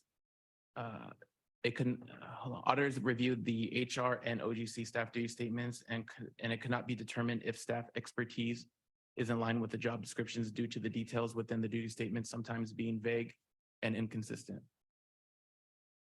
Auditors could not accurately identify amounts encumbered and or paid for the identified contracts due to SANDAG's financial system being inconsistent and unreliable. Auditors were also unable to obtain salaries and benefits data from SANDAG's payroll system due to confidentiality concerns presented by internal staff. Although the IPA and auditors made several attempts to obtain this information in accordance with AB 805, which grants unlimited and unrestricted access to all records of any type to auditors, there was still an unwillingness and lack of cooperation from some members of management. The OIPA's recommendations are as follows. Conduct an analysis to determine if additional staff are needed to perform common legal and or HR services. Provide training to ensure OGC staff are qualified to meet SANDAG's needs and the requirements of their classification specification, or consider reducing in-house legal staff to 1 or 2 attorneys and move to outsourcing only. This would further support independence from a legal perspective around board, management, and OIPA matters. Provide training to ensure HR staff are qualified to meet SANDAG's needs and the requirements of their classification specification. Recruit and hire staff that are qualified based on applicable classification specifications. Provide leadership training to address analyzing internal capacity and experience versus external expertise. To mitigate overspending on consultants and identify training needs for staff based on continuous agency needs. So management states that the expended amount is less than the awarded amount for these consulting service contracts. Management also states that SANDAG staffing levels are appropriate considering the required technical expertise and varying project needs. While auditors acknowledge that $6.5 million of the $11 million expended for OGC contracts was for the Midcoast project, auditors reference the awarded amount to show how much could be spent under these contracts, which amounts to $24.4 million still being made available after the previously mentioned $11 million has been spent.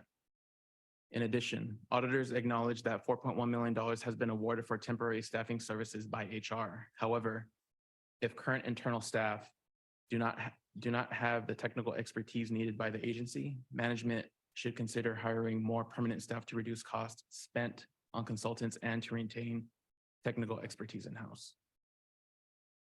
Any questions?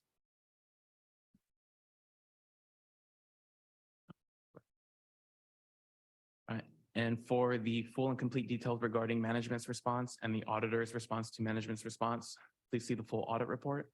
And a fact sheet has been included that provides a summary of all the findings and responses that have been brought to your attention today. That's it. Thank you. I think one thing that is worth broaching, just because at this point is appreciate the presentation, is, originally there was a section in there of why does this matter to each one of these findings, which was pulled out for a presentation expediency, and there was a lot of redundancy, but that is in the report, and all those items are listed out in the report for everyone to see. I did also, I think we all aligned that, or agreed that, it's also clear, we need to be clear that those are risks that are identified, and that when people read the why does this matter, you can't assume everything that's a risk has actually been a finding, because it's not. It's just we're calling out what those risks are. Is that correct? Just making it clear, yes, those are potential risk, and we're also saying that they didn't all happen or not happen. So there are some of those risks that did actually occur, and there are others that we did not confirm occurred. So thanks so much. Okay, now we'll go on to the management information and corrective action plan. Thank you. Well, first of all, I would like to thank OIPA for the tremendous amount of detailed and tedious work that they did over the last year and a half, pouring over through these contracts and coming up with the findings for both part 1 and part 2 of this audit.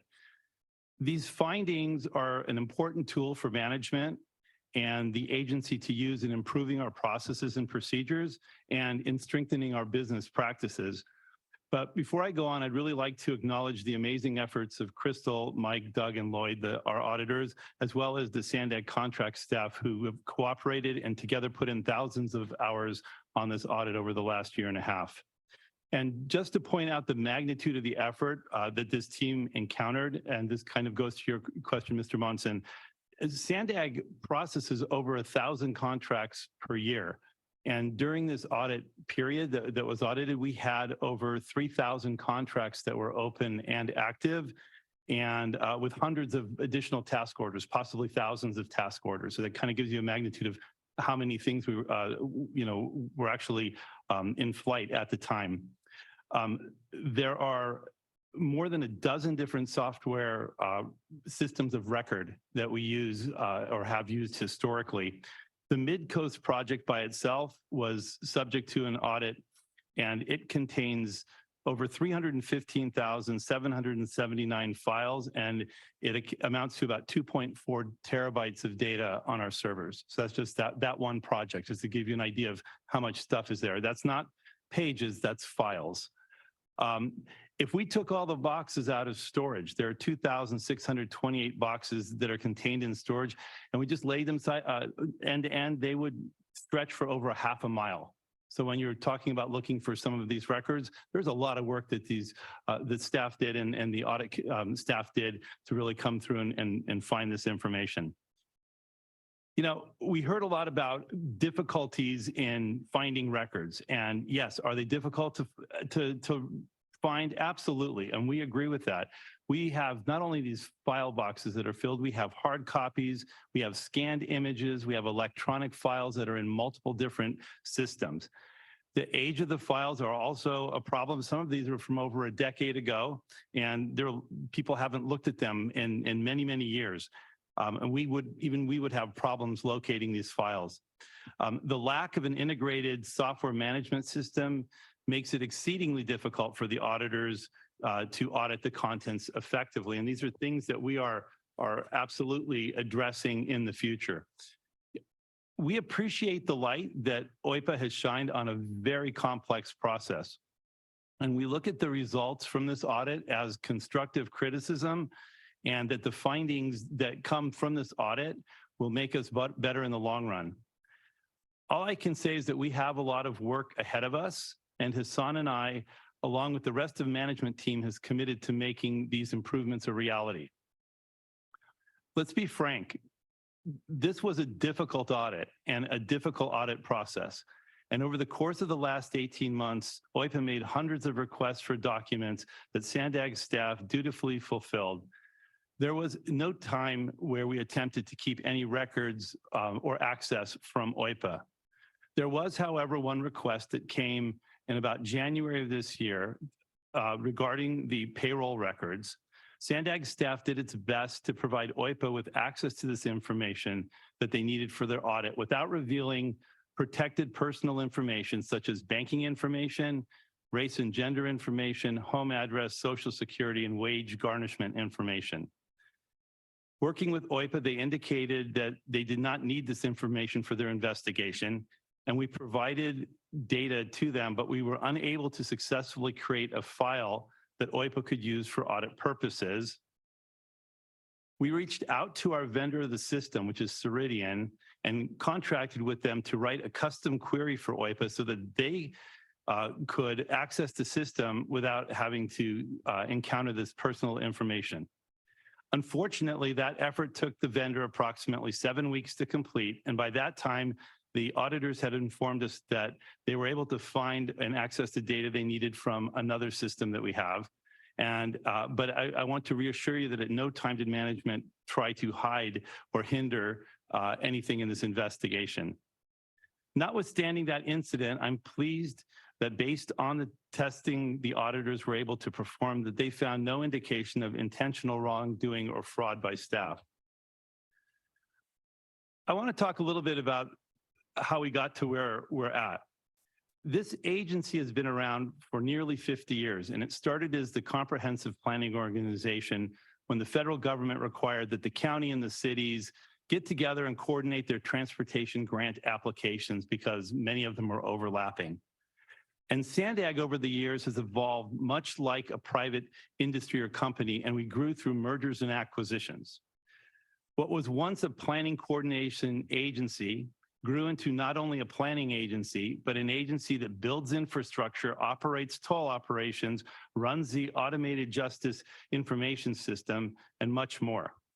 With each acquisition, we acquired people, overlapping policies and procedures, hardware and software systems, etc.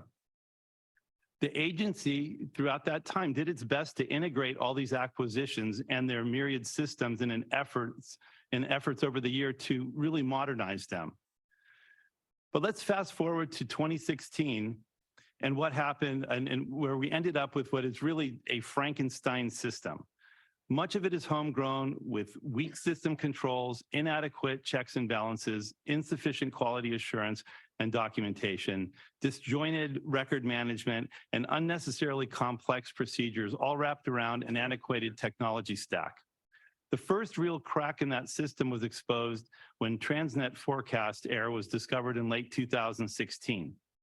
Externally, it caused a media cycle, loss of credibility in the agency, and in part was responsible for the passage of AB 805, the hiring of the independent auditor, and the formation of the subcommittee, and the reason that we are sitting here today. Internally, it led to an extensive root cause analysis to identify what caused the forecast error and a corrective action plan known as the 7-point plan. I want to be clear. The need to have an integrated, standardized system with robust policies and procedures is not lost on management or on our senior staff. But this was a wake-up call for the agency, and it was the beginning of what became a culture of continuous improvement. Today, we are a completely different organization than we were in 2016. We have a long way to go.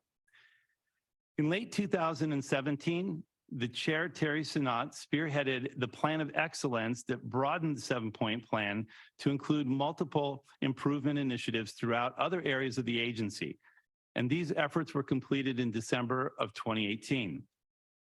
COVID hit us in March of 2020, and we were forced to accelerate at a very accelerated pace to move from a paper-based financial and contracts management system to an electronic one. Was it a perfect transition? No. Are there still improvements that need to be made? Absolutely. Are we committed to making them happen? Yes, and we will. In 2021, after returning from COVID, Hassan held a management retreat that resulted in our strategic plan framework, which outlined the guiding principles for agency improvement. In that document, it outlines much of the improvements that we are currently undertaking. And if you were at the board meeting today, you would have seen some of those included in the budget this morning.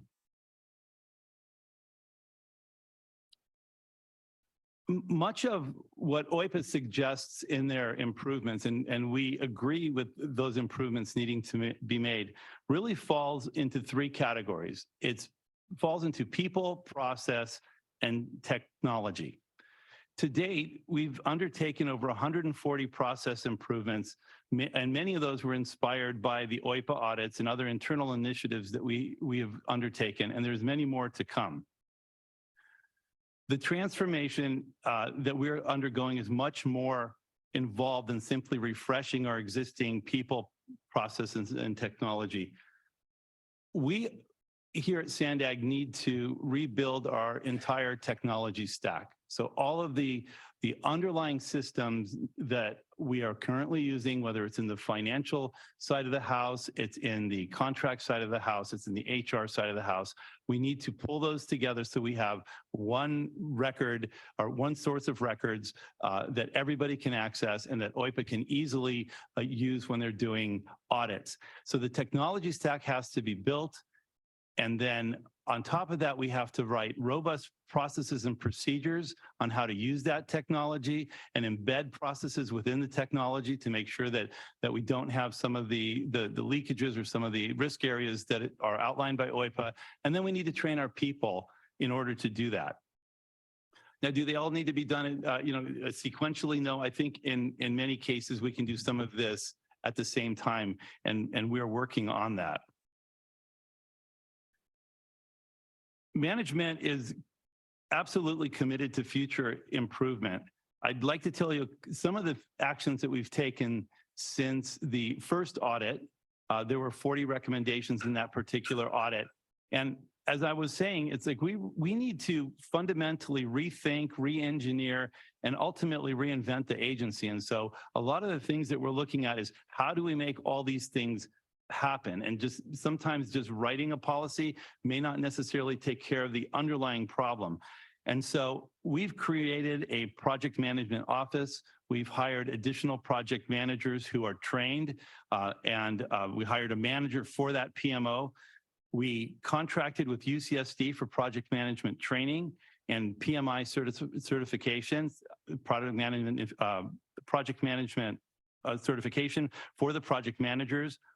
We've created internal training for contract analysts and project managers, and we've launched a national search for a director of contracts who can come help us look at this entire system in a new way, shed new light on it.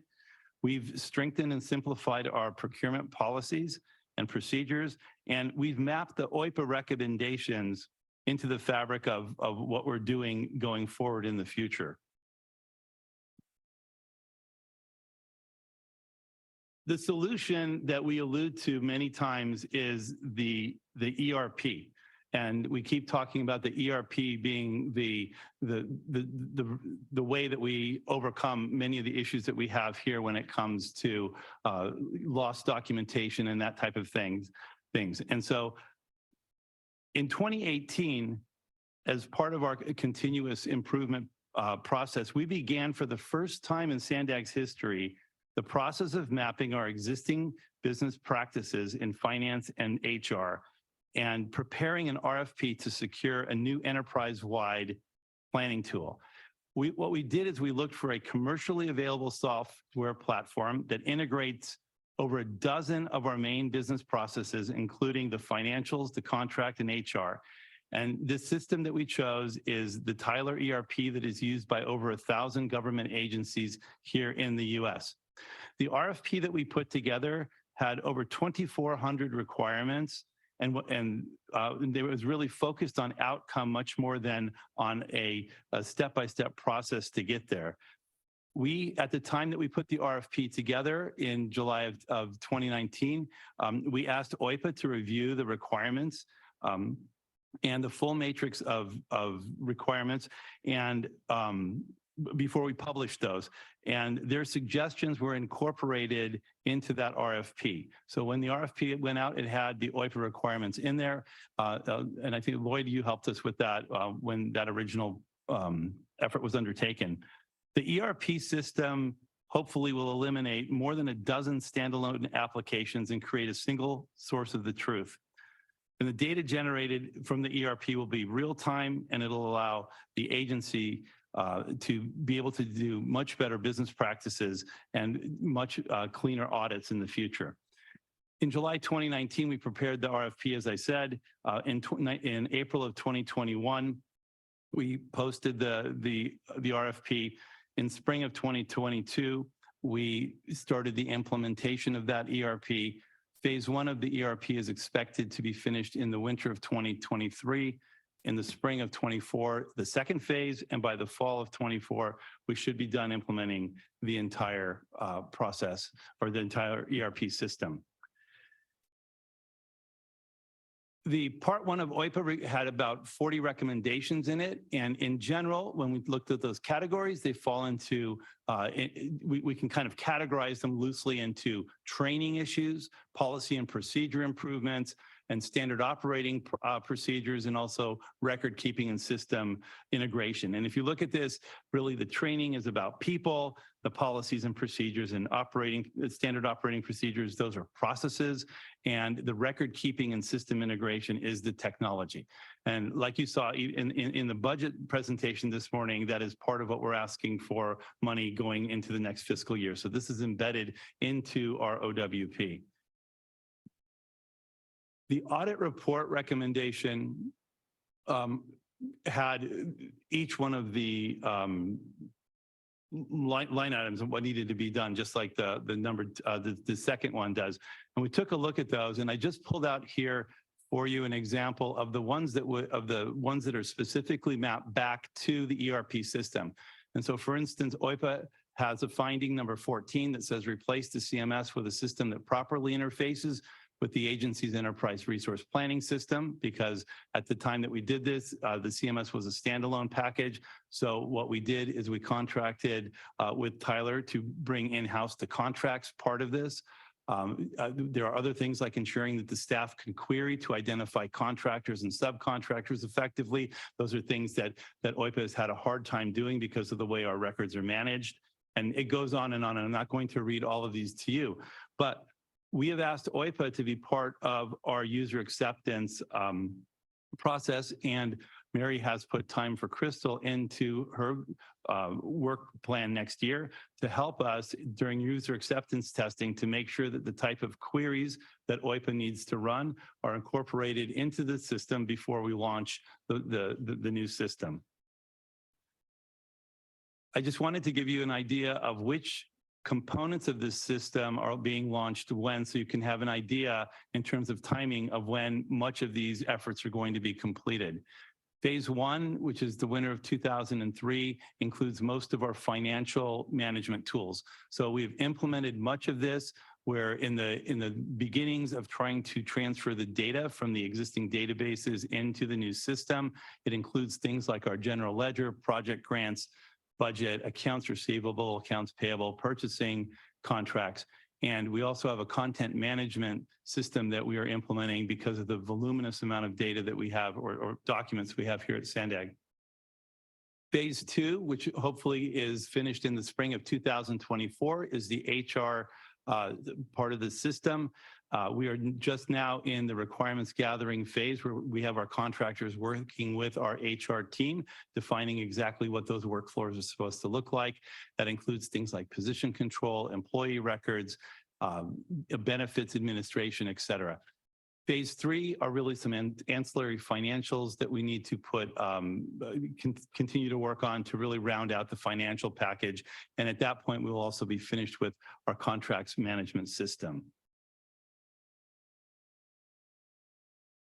These are some of the various software systems within SANDAG that are being all integrated right now as we speak into the ERP system. This is not a small effort. There are dozens of people working on this. We have contractors in here. We have staff that we have assigned full-time to do this.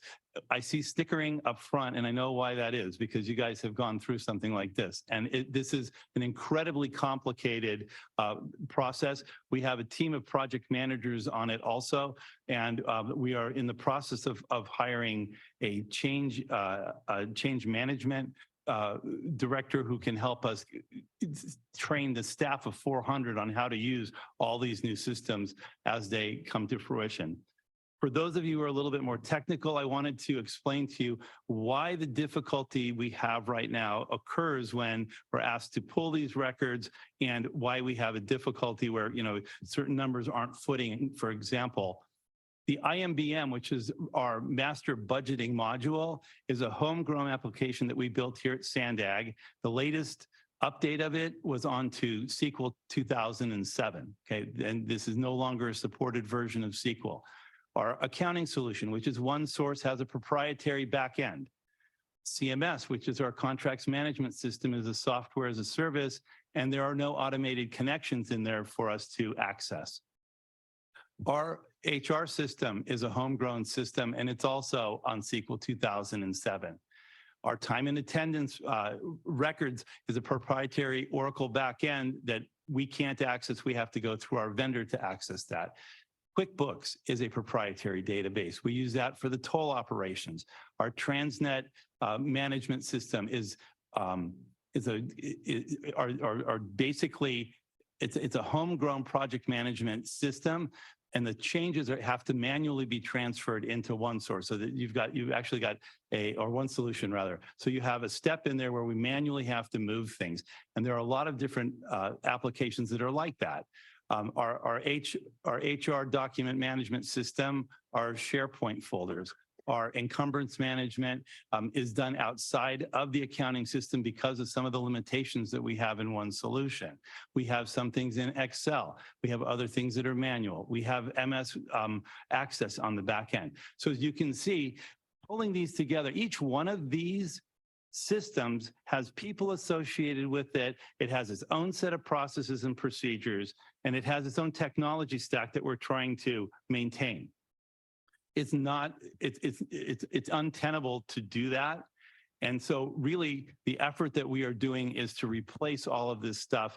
And that's where this becomes so much easier. Our current system, and this is our current process.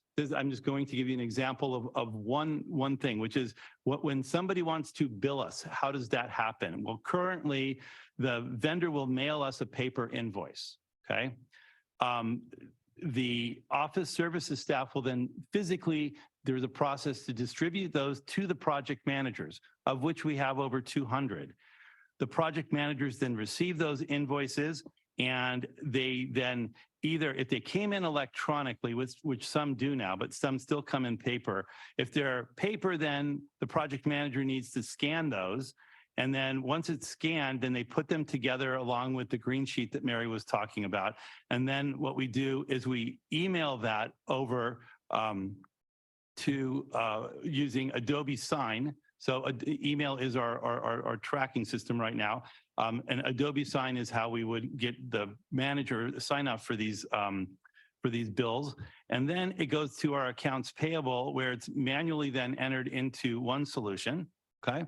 And then it's now in our financial reporting system. Okay. So there's a process for each one of these steps. And again, from our perspective, fixing that system makes no sense. The new ERP system is now going to be electronic.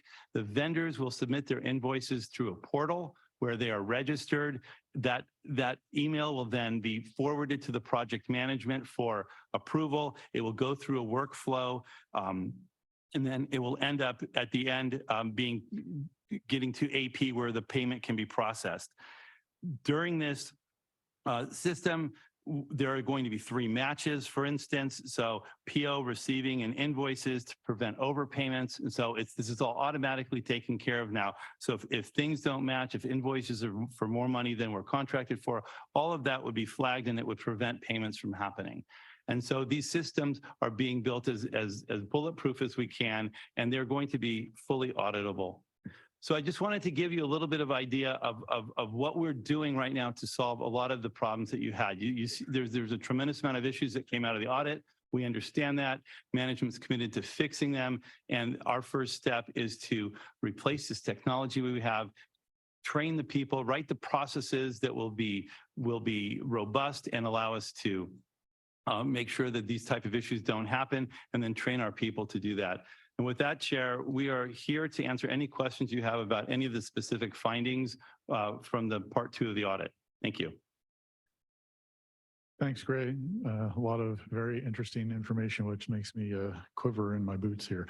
And if there are urgent, really top pressing questions, happy to take them now. Otherwise, I'd like to move on to public comment, and I'm assuming staff will sit there and be ready to answer questions after public comment as necessary. So anybody want to get something off their chest around a question yet? Okay.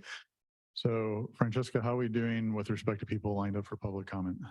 Thus far, I have 2 requests for public comment. On Okay, this item. let's have them then. Tim Bilaashka is the first. Oh, yes, he's still here. And after Tim's comments, we'll go to the original draw on Zoom. I just wanted to make a note, committee, thank you for having me here. The numbers on the printout PDFs, the presentations often have different numbers on the same page.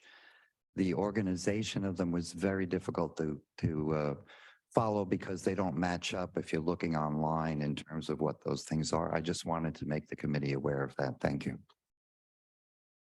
Thank you. Thank you. Now we'll go to the original draw. You can start when you're ready. Yeah, so, I mean, all of this is actually really sad to hear, but I'm not surprised. And, hearing the management come and talk like you did, I mean, I do appreciate it, but at the same time, when OIPA was sitting there and telling you the things that were wrong and the way that you tried to mitigate it was to make excuses for a lot of the missing information, the manipulated or changed notes, all the things that are happening here is very dangerous because you guys are dealing with the people's money. And if anybody outside of an entity like this were to engage in things like this, it wouldn't be good for them. And a lot of these committees that you guys have and they come and audit, all they're doing is making recommendations of which you guys don't even have to follow. And the fact that you're such a big entity and you have all of this information spread out over so many different platforms or, whatever it is, I do appreciate you wanting to go into a more centralized data location. But I find it interesting that like with the government, they want to put all of the people's information in one centralized location. But then when it comes to the government information and holding them accountable, it's like, it's so all over the place that if anybody else engaged in that, they would lose their business. They wouldn't be able to continue down these paths. And the more that you obfuscate information and do all of these things, it just makes me wonder, like, why is that happening in the first place? Is it because you're doing things that are nefarious? Probably, most likely. And there doesn't need to be a trail of this and that. But it's very disturbing to hear you guys engaging in all of these things, especially when you have so many contracts and this is only just a handful of them.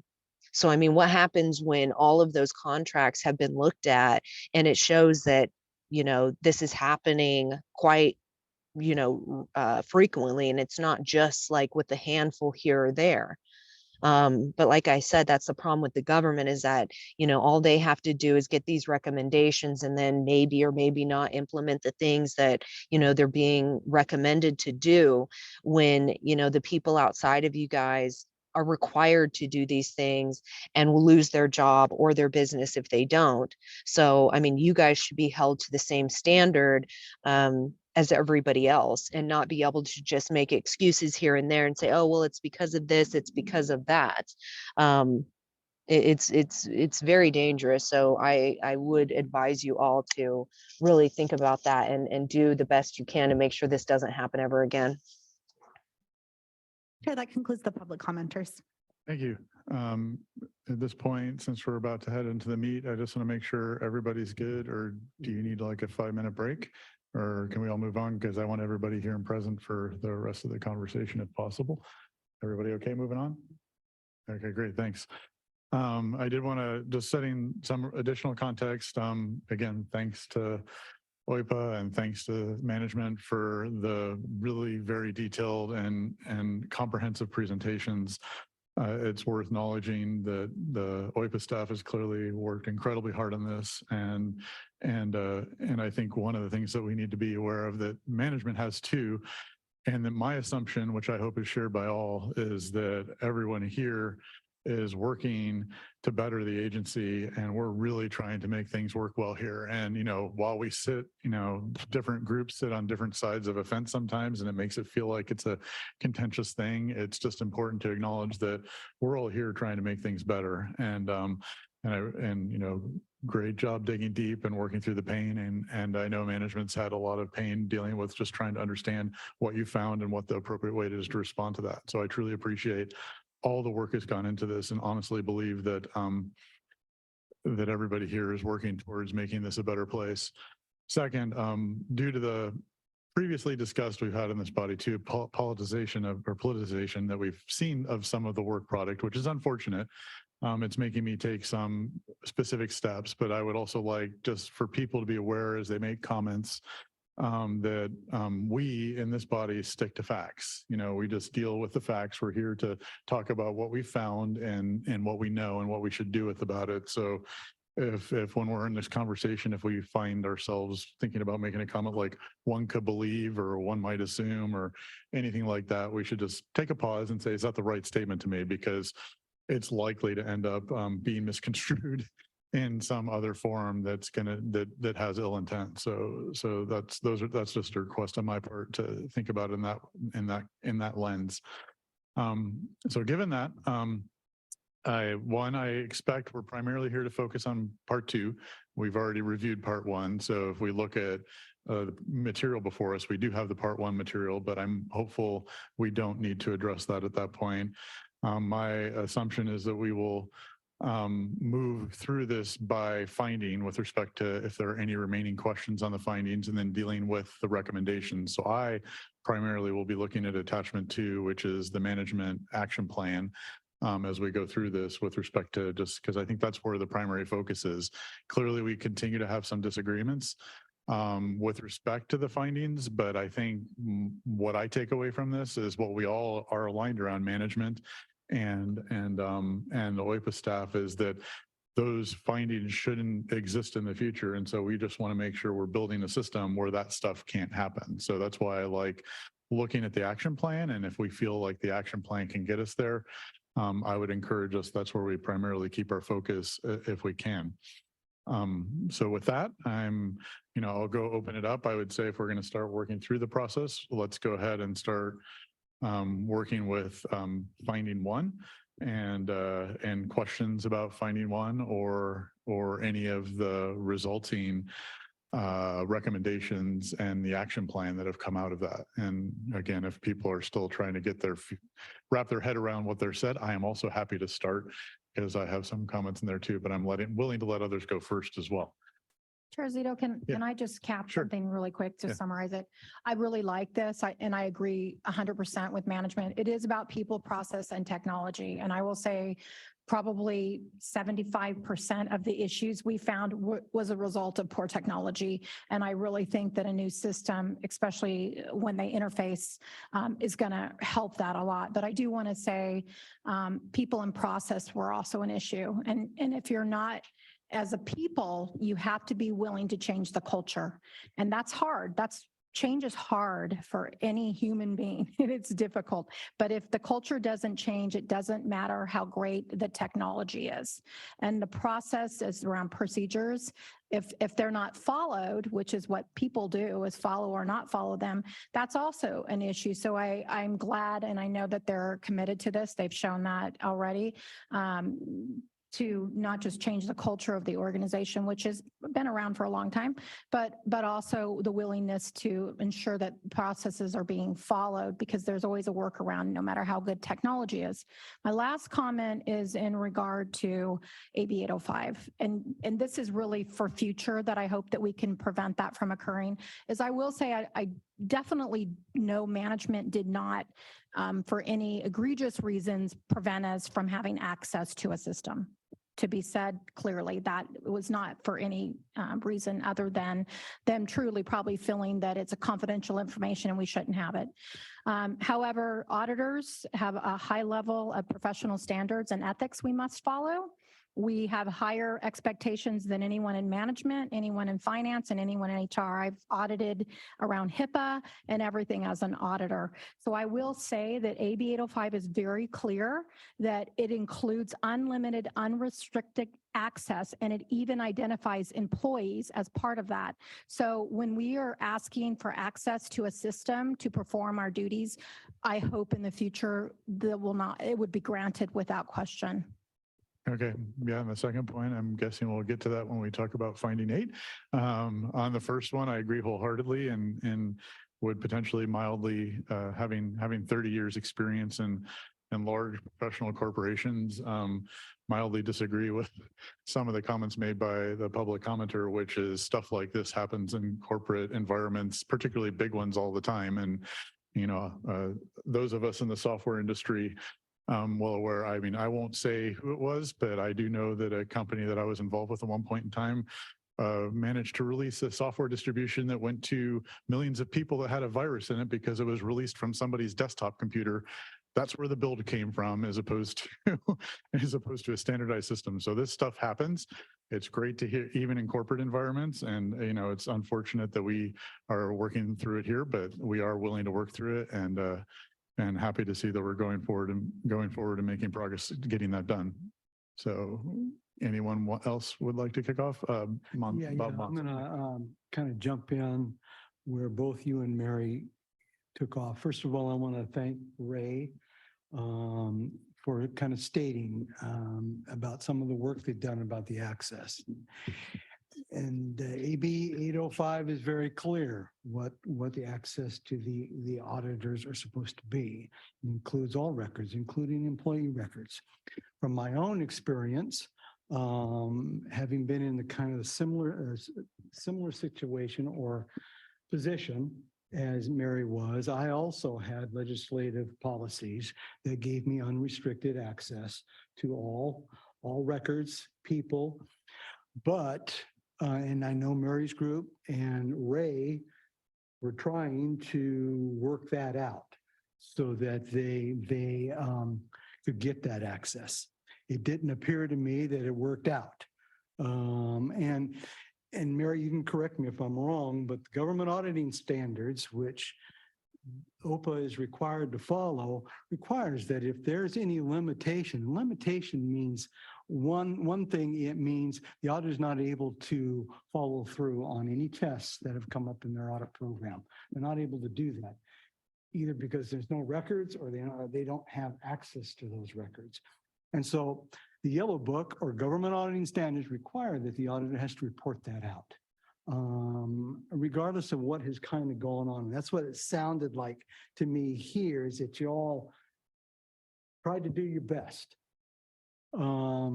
So that's my first comment about. The second comment, I'm going to dovetail on what Mary said, is that auditors overall, they are set to a very high level of ethics.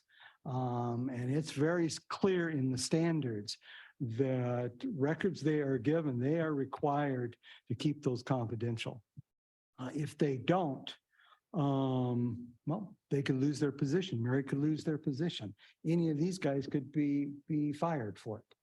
I know that's kind of harsh, but I think that needs to be clear here. So for me, I did the exact same thing. I worked with management to try and see if we couldn't work something out.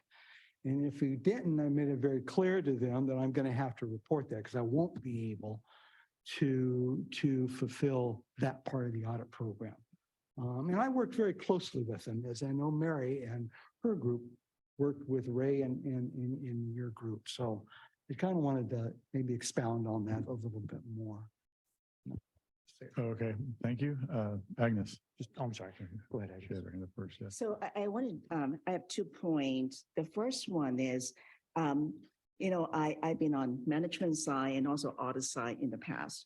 So very rarely I see an audit report that the management and auditors don't agree on almost every finding. That's very rare. I mean, it's more common that they maybe, 10%, 20% they don't agree on, but usually they're able to come together and say, hey, we agree these are the factual findings and these are the recommendations, and management agree or not agree. And usually usually both sides can come to the place and say, we agree on this. So what troubles me about this one, I think auditors, they're really doing a great job, right? Spend a year really digging deep and try to look at very complex contract environment and try to do what they could with the information they have. I'm also hearing management, I really appreciate actually the presentation that Ray gave, kind of contextualize, like, how do we even get to this point with all these really complex systems that, their legacy system that the agency has been operating in for a long time, and management recognize that there's a need to reform that, and you are on a way to do it. So it seems both sides have very good intention, and I agree with, Chair Cito that I think you all have very good intent, try to make things better for the agency. So I really strongly recommend auditors, OPA and management come back together and try to come to agreement on those findings, because to me, it's problematic when we have an audit report that management and auditors are not agreeing. I mean, so I think it's problematic. And I think we can get there. Some of the things are very factual, right? I mean, it's very knowable. For example, did auditor receive all the score sheets? I mean, those are factual things. You should be able to agree to and not disagree on that type of thing. So that's my recommendation. Number 1, and management and OIPA come back together and work on the audit report and come to more agreements on the report itself. So that's my comment number 1. Comment number 2, I think what troubles me the most of the whole report is finding number 3 about invoices or payments without sufficient documentation. But I'm also hearing that, so far there's nothing that pops out and say, well, they're inappropriate payment. And I'm also hearing OIPA will continue to get more work and go into more detail so we can have some more definitive answer and say, hey, are there actually inappropriate payments, or are they okay? It's just not, well documented in the information that you have received. So I would strongly encourage that OIPA will continue on that work so that we have some clarity on this particular finding. So these are my 2 comments. Okay, thanks. I don't know if anyone else wants to jump in at this point in time. I mean, I still, depending upon where we end up, still want to make sure we go through the management recommendations by group and see if we have any comments. I'll be brief. Yeah, feel free. Go ahead. When I saw Quick Picks up there,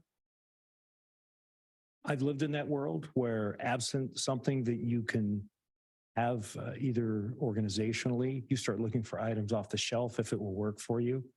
And you hope at some point you develop a program, or a program is developed that will now allow you to transition. And it's very difficult. And kind of what the chair said and what Agnes also offered up. This is not a us against them. It's really difficult to sit there and be told all the issues and concerns that are had with the way you're conducting business. But there's a fine line between excuses and reasons. And Ray, I would commend you on the presentation, especially the timeline you offered. To me, that's reasons. That's not excuses. This is how we got here. This is over time. This is how this developed. And at some point, you know, as that steamroller goes moving along, it's very difficult to try and incorporate all those different processes into one streamlined program. You just continue to do it because tomorrow's another day and we still have to track what we're doing. And the audit shows how, I don't want to say disorganized, but how compartmentalized we are with a lot of the information that needs to be put together. And it is revealing. I'm not going to speak for you and call it embarrassing, but I think as an organization, we should and will be doing better. But when this does come to the board, I think that presentation will go a long way to allaying the take them to the woodshed to I feel sorry for them and bring everybody together and say, okay, great. This is what we have. Let's move forward. And so I commend you for doing that. Thank you. Thanks. Good comments. Stuart. Thanks. I've got, I think, 4 clarifying questions if I could. But I also, before doing that, want to echo some of the sentiment here. First, you know, to the whole team, it's been a long haul and a tremendous amount of work. Really appreciate it. Also, you know, want to appreciate, I know that the management and staff also put a tremendous amount of time in the process. I'd also like to, as my colleague here just mentioned, particularly compliment, you know, Ray and the team for the approach that they took here today, which I think is a very constructive approach, and echoing the chair's comments, that's, I think we all have shared interest in trying to keep it in that direction. So 4 clarifying questions. First, you referenced some outside project management professionals or consultants, and I can't recall exactly. Would those people also be providing insight into the project management of the corrective action plan? Because, you know, you referenced the fact that there are 40 recommendations from part 1. I can't recall off the top of my head how many recommendations there are in part 2. I think that will require its own project management in order to enhance prospects for success. No, you're absolutely right. The project managers that I referred to are, so there's that, it's a pretty generic term, right? So we have project managers that we've hired as consultants who have implemented these type of ERPs before to come in and help us define what needs to be built and to move those requirements forward. So we have external people who are helping us. We also have internal project managers who are working on ensuring that we meet the timeline. So we have 2 of those people. We hired a 3rd person just this week who is managing that group. We have more than that, but just for this project, there's a 3rd person who will be managing oversight on that project. We do not have a specific person who is associated with this as a project, but that doesn't mean that we couldn't do it. I think there are now 98 findings in here. And as we, I mean, they should certainly be put on a timeline and we can follow up with those. And, you know, as we make progress, we can periodically do reports to you that we've checked these things off. So that's something that our project management team internally absolutely could do. Yeah, so if I could just elaborate on that for a second.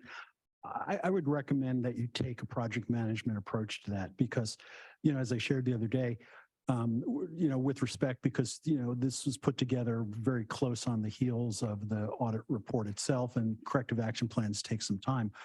What exists right now is really a skeleton, and we need to put a lot of meat on those bones. And I would highly encourage you to take a project management approach to the corrective action plan. So that really was my first question, which actually answered the second one. The third one is, just for clarification, on page 6 of your presentation, you referenced the phases and the time and the time periods of the phases. Could you clarify, were the dates on that page 6, if my reference is correct, starting dates or completion dates? Because one of the dates was, I think it was winter of 2023, and and we're kind of already past. And so it wasn't clear if 100% of those were, yeah, there we go. It wasn't clear if 100% of those are in fact complete or where we are there. Thank you for asking for that clarification. The financial management system, we've been working on that since the beginning, since 22. And winter is the end of this year. So Okay. for this slide, right now it's in user acceptance testing.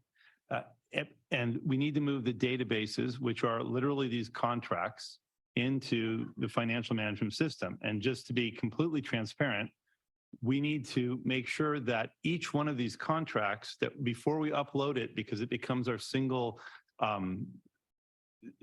source of truth, we need to make sure that that contract from the CMS system, which is a contracts management system, and the financial system jive, that they're identical. And that effort is going to probably be manual, and it's an effort to move thousands of contracts into the system that are currently open. So even if we don't do the historical ones, we need to take these and we need to make sure that all the numbers match, because otherwise, as you pull the data and you would get two different sets of numbers, that would be a huge problem.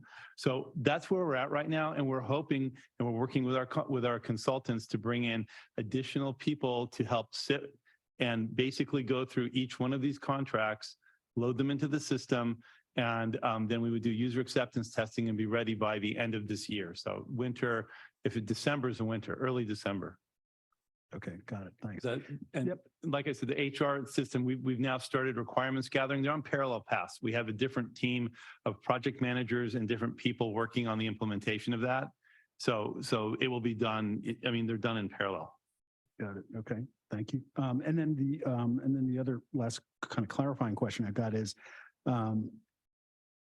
could the OIPA comment a little bit on, Ray's description about your participation in setting the specs for the ERP system, if you feel like that you have had the opportunity to have adequate input. And obviously the truth is in the results here, and you'll probably be doing as part of your follow-up audits, testing whether the ERP is in fact satisfying these things.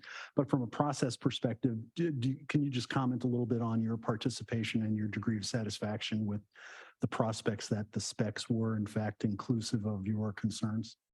Yeah, early on when they initially started to consider a new ERP system, I worked with Bill Paris and we had a lot of discussion, several different discussions. And then I included Lloyd and I think even Michelle at that time briefly looked at different aspects of the functionality of the system and said, from an audit perspective, you need to build in controls here, here, and here. And that's a continuous kind of thing. So I know that Ray and Bill Paris are both planning to involve us even more as they move forward. I have time in the new plan set aside for Crystal to be involved, especially around the contracts and procurement, because she is very good with both sides, the audit and management side of that. And then, of course, as you're aware, any corrective action plan that belongs to us through our audits, we look at on a quarterly basis. And so we'll look at, we always ask them, it's coming up, to go to the audit committee first. What have you done? Give us an update on the corrective action plan. Any kind of tangible item that they claim that has been completed, we'll then actually look at to determine the sufficiency around it and if it's right and if it's working. And then we'll report to the audit committee as we had in the past, and then it goes to the board and we also report, they do their part, and then we actually do our part after the fact. So it's kind of switched. But yeah, that's going to happen. So we do have some time set aside to make sure that we're really involved in the implementation process through the whole system, not just the contracts and procurement system, to ensure there's good controls throughout. Great, thank you. Thanks. Oh, David, go ahead. Thank you all for the presentation. I mean, really good. Specifically on the ERP system, how much is the ERP system going to be changed versus us changing our processes to mimic what the ERP system supports? were you in some of our meetings recently? Is this why one of the most challenging things that we have in the implementation of the ERP system is that we have existing processes and ways we do things, and an ERP system does things a different way. The appropriate way to do this is for us to change our processes so that they meet the way that the ERP system works, rather than trying to customize an ERP system to basically be a piece of software that does exactly what we're doing now. The struggle there is that you have to reinvent your workflows as you're doing the implementation of the ERP, and that is exactly what we're doing right now. With the contracts module, it's something that we struggled through with the financial module, and we're just starting that with the HR module. And a lot of the questions that we're asking in HR is tell us what the best practices are. You tell us how to do it. We do it one way, but you tell us how the system does it. What are the best practices? Because the software, the intelligence that's built into this ERP system is the wisdom of 1,000 different government agencies that they've worked with. And so in many cases, what we're doing is we're trying to follow what Tyler is telling us in terms of what the best practices are. That's the way to do it. Thank you. Great. And I guess one more overarching question, because Mary's earlier comments were spot on, which is we all know that change management is difficult. And one of the things that, and I could have missed it somewhere in the 98 recommendations, but one of the things or action plans is that doesn't seem to be there is any actual responsibility, accountability, and or training around change management and change leadership. And is that in here somewhere, or is that something that staff's doing that we could just reference? I think you can reference it. I mean, I think that Mary would suggest that we do that. Right. And she's, we talk about training all the time when we get together. Right. We've just approved a position to bring in somebody who does just change management. We have some staff that does it, but again, we're bringing in somebody from the outside who has much more experience. And we're going to put together an entire change management program that goes over the duration of this implementation process so that we can get everyone in the agency up to speed on how to do this.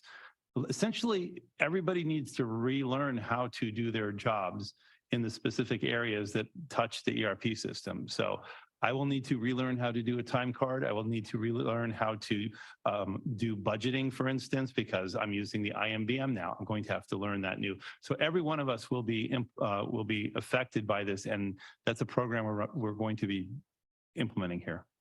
Great, thanks. Don't think it's worth going into here, but through my personal experience in corporate environments, I find that 75 to 85% of the times those efforts fail, and most of the times outside consultants don't do a good job, or people. So I will probably, instead of going over it here, maybe I'll try to sync up with you guys offline, at least to relay some of my personal experience of strategies that work well that I've seen in my career. And you probably have your own stories. I would love to talk to you about it. But yeah. I spent I spent the last 5 or 6 years of my career before coming back here, Right. replacing ERP systems Right. with other ones because of how complicated and how poor the implementations were. Yeah, okay.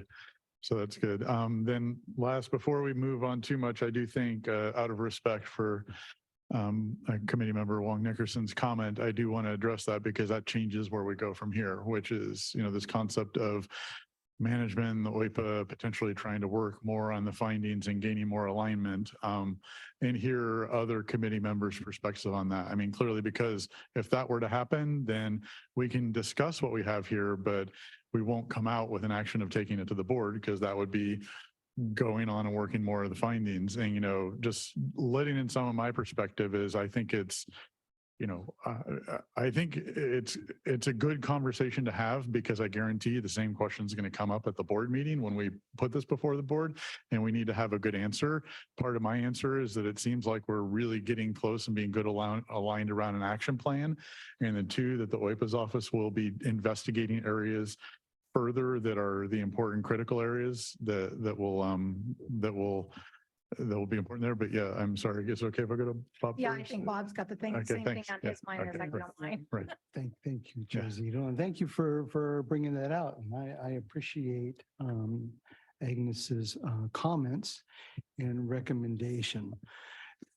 From my perspective, having been an auditor myself and really going through it, and I also appreciate, again, Ray and the rest of the management team there. Again, with this kind of project, it is never going to be easy.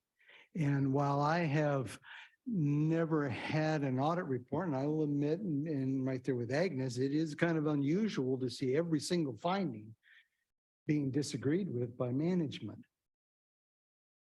But I'm not sure going into further kind of kicking the can down the road and trying to get more agreement on these findings is kind of the right way to go. I was kind of thinking, because I know I have had some discussions with Stuart and stuff about some of this. And from my perspective, the work plan, the action plan is the most important part moving forward. Yeah, they found that, and there may be some disagreements.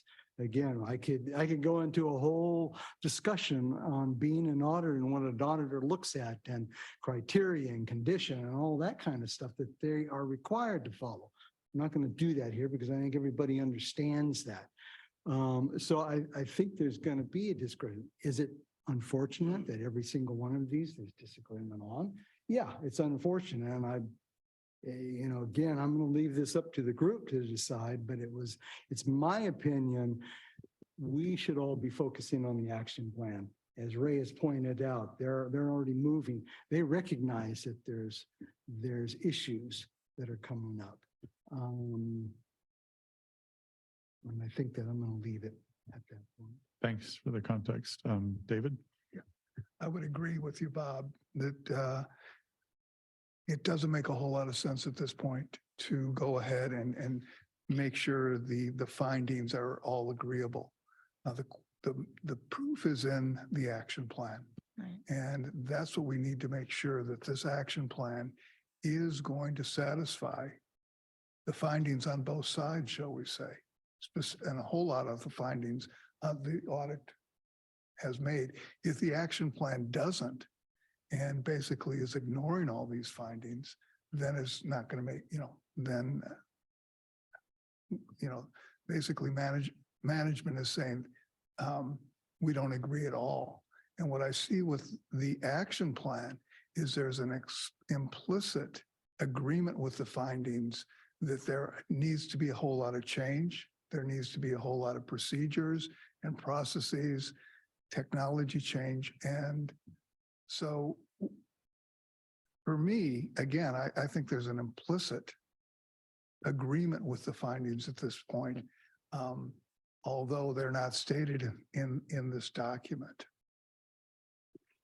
May I make a comment to that? Mary had her hand up first, and I'll let you make. How did she get, I don't have one of those. Oh, yeah, that's okay.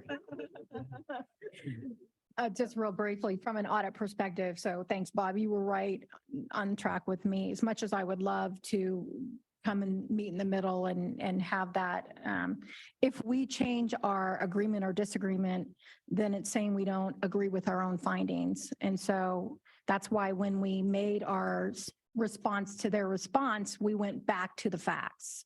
It's all we can do, frankly. So if we deviate now from our facts, then we have issues, or as an auditor, we would have problems. So I agree. I think the corrective action plan speaks as far as moving forward.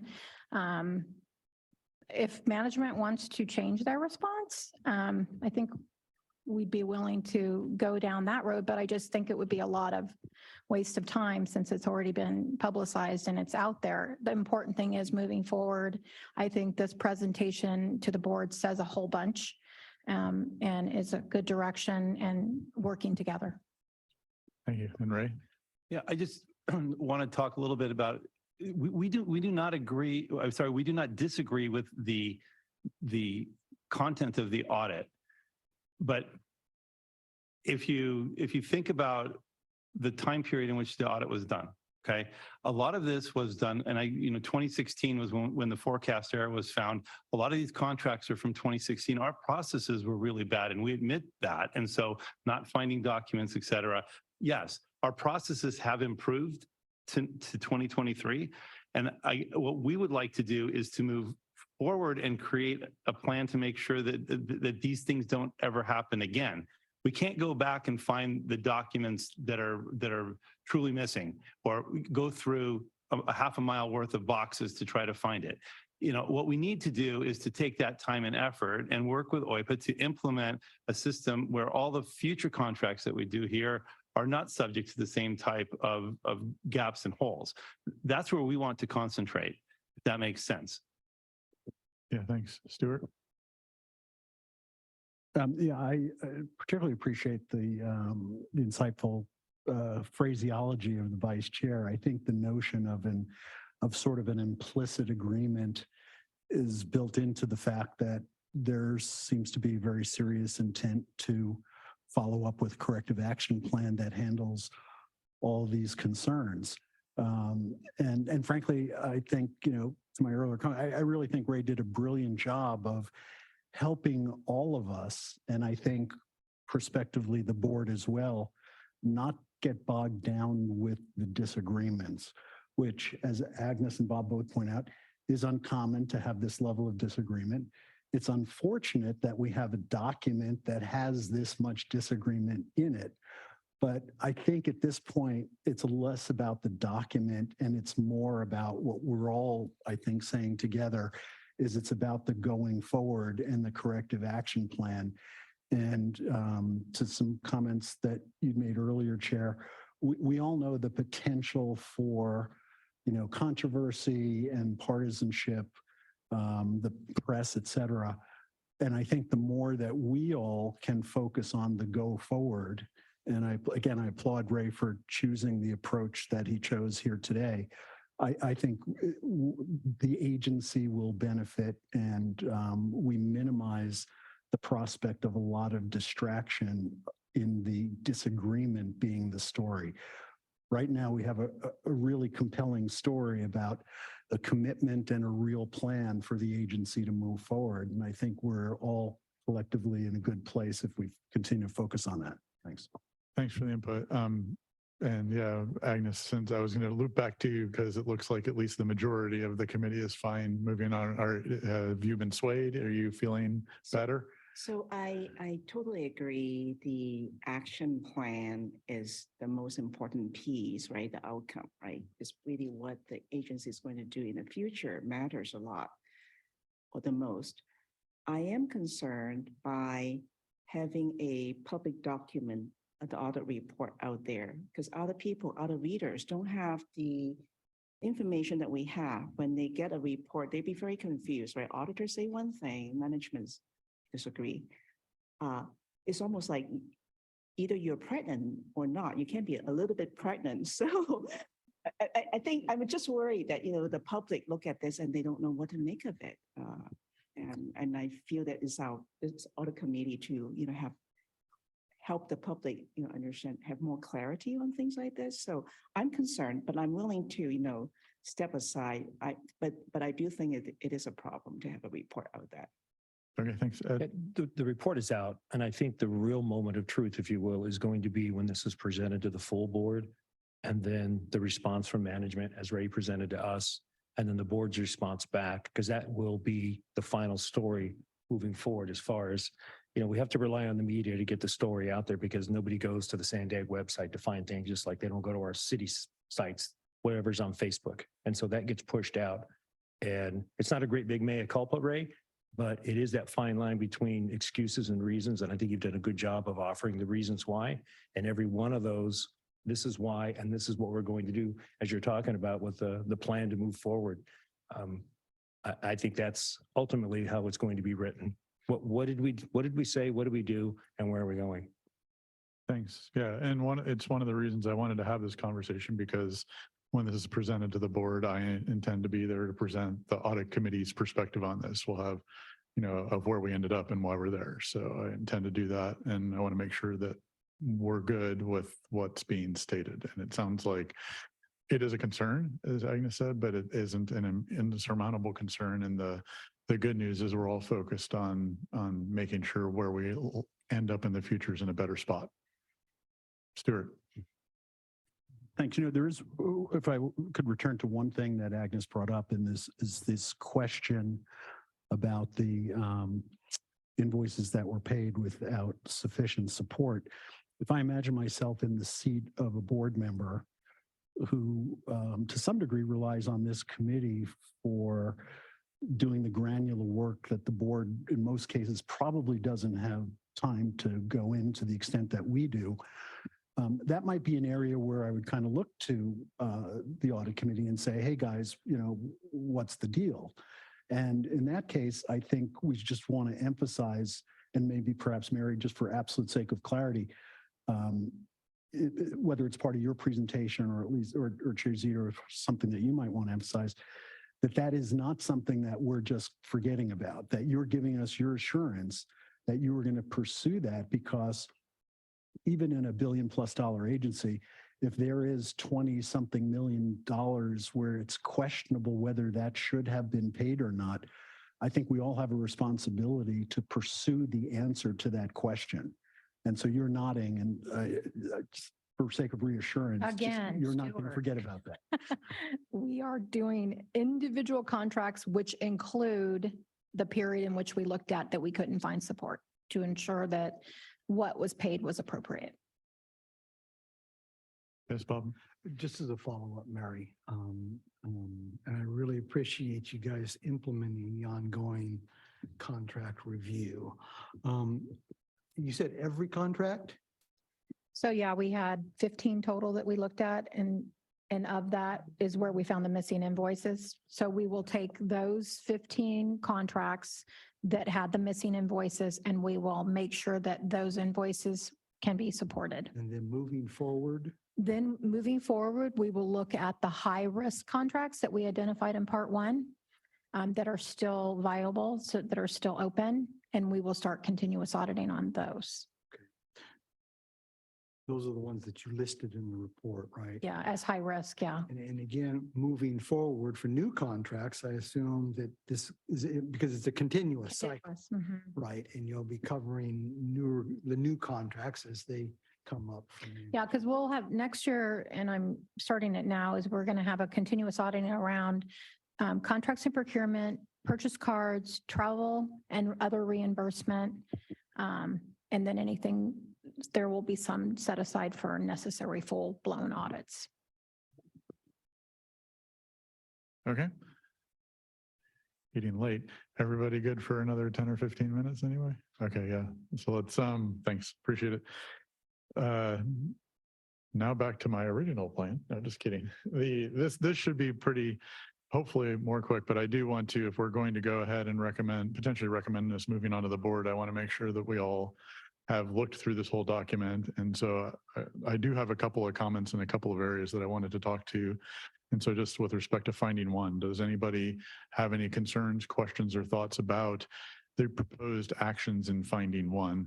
This is an attachment 2, which is in the management response. And so as an example, one I will bring up is that there are, not only in finding one, in a number of the findings, there are some proposed actions that stipulate pending direction by the board.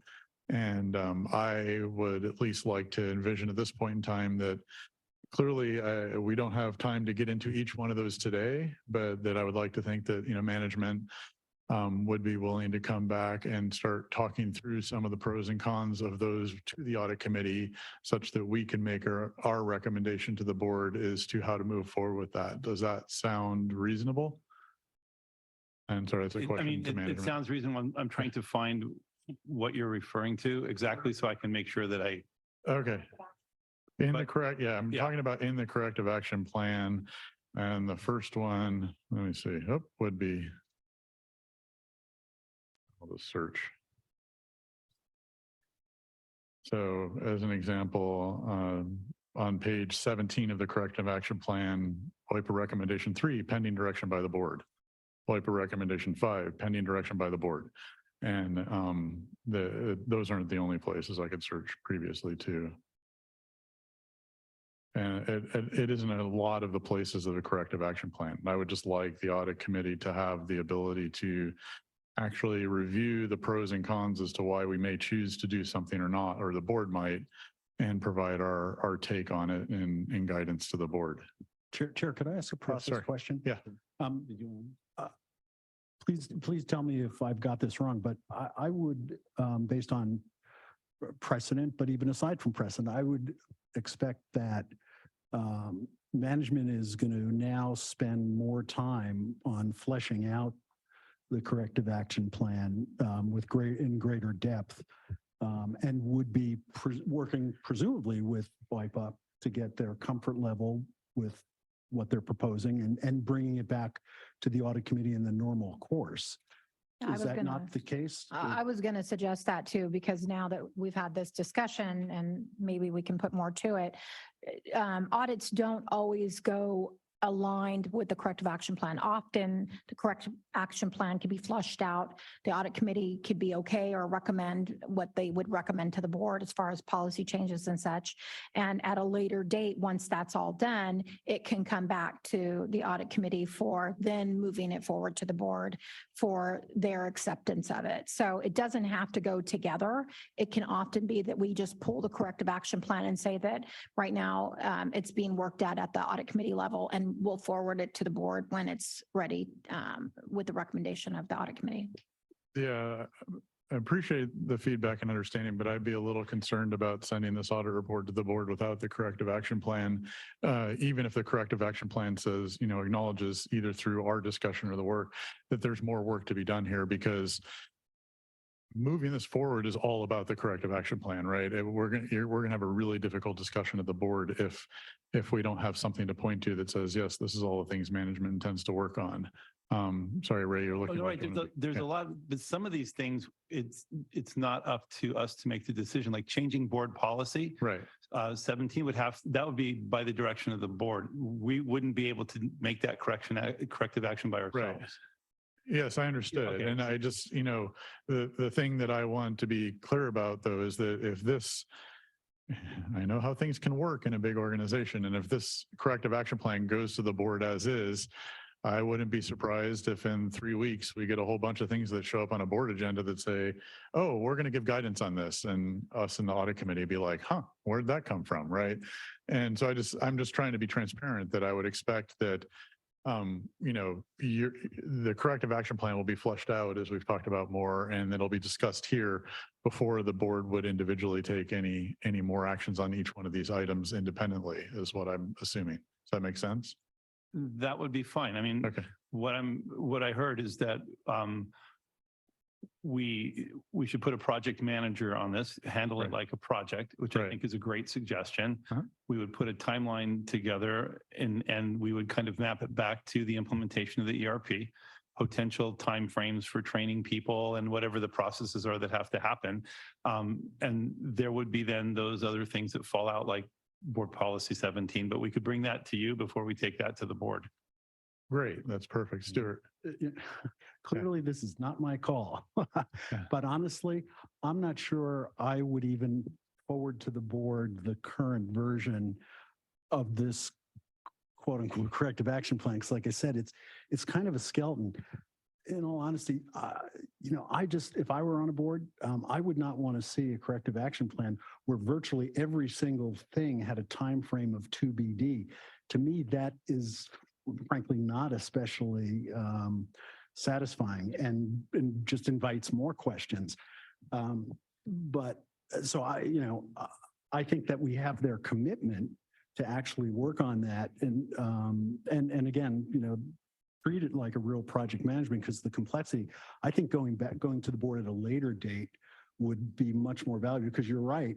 It almost invites so many questions that I think it could go sort of sideways, as opposed to, Yeah. So just so I'm clear, just so I'm clear from your recommendation though, is that you would feel that it's a good idea to take the audit report to the board without a corrective action plan as it is? Yeah. Okay, I personally think that invites even much greater disaster because you're not showing that you're actually lined up to fix anything. But that's just my view of it. But again, it's good point. I'm willing to hear other inputs on it too. I'm sorry. Were you going to say something, David, first? Okay, go ahead, Agnes. Since we have a audit report that we don't have management and OIPA in alignment, I do think the corrective action plan is really critical, right? Because that really is one plan that hopefully both OIPA and management are in agreement to. So I actually agree that short of having that, it's premature to go to the board with a report that basically have two different views of these issues without a more detailed plan, because I think this plan is very high level right now. A lot of the proposed action is tied to the ERP, but it's very high level. I think some more details, the next level down, with some timeline. I think that would be really. So, Chair Zito, per board policy, the responsibility of the audit committee is to continue to monitor the implementation of the corrective action plan. So the responsibility for this lies here.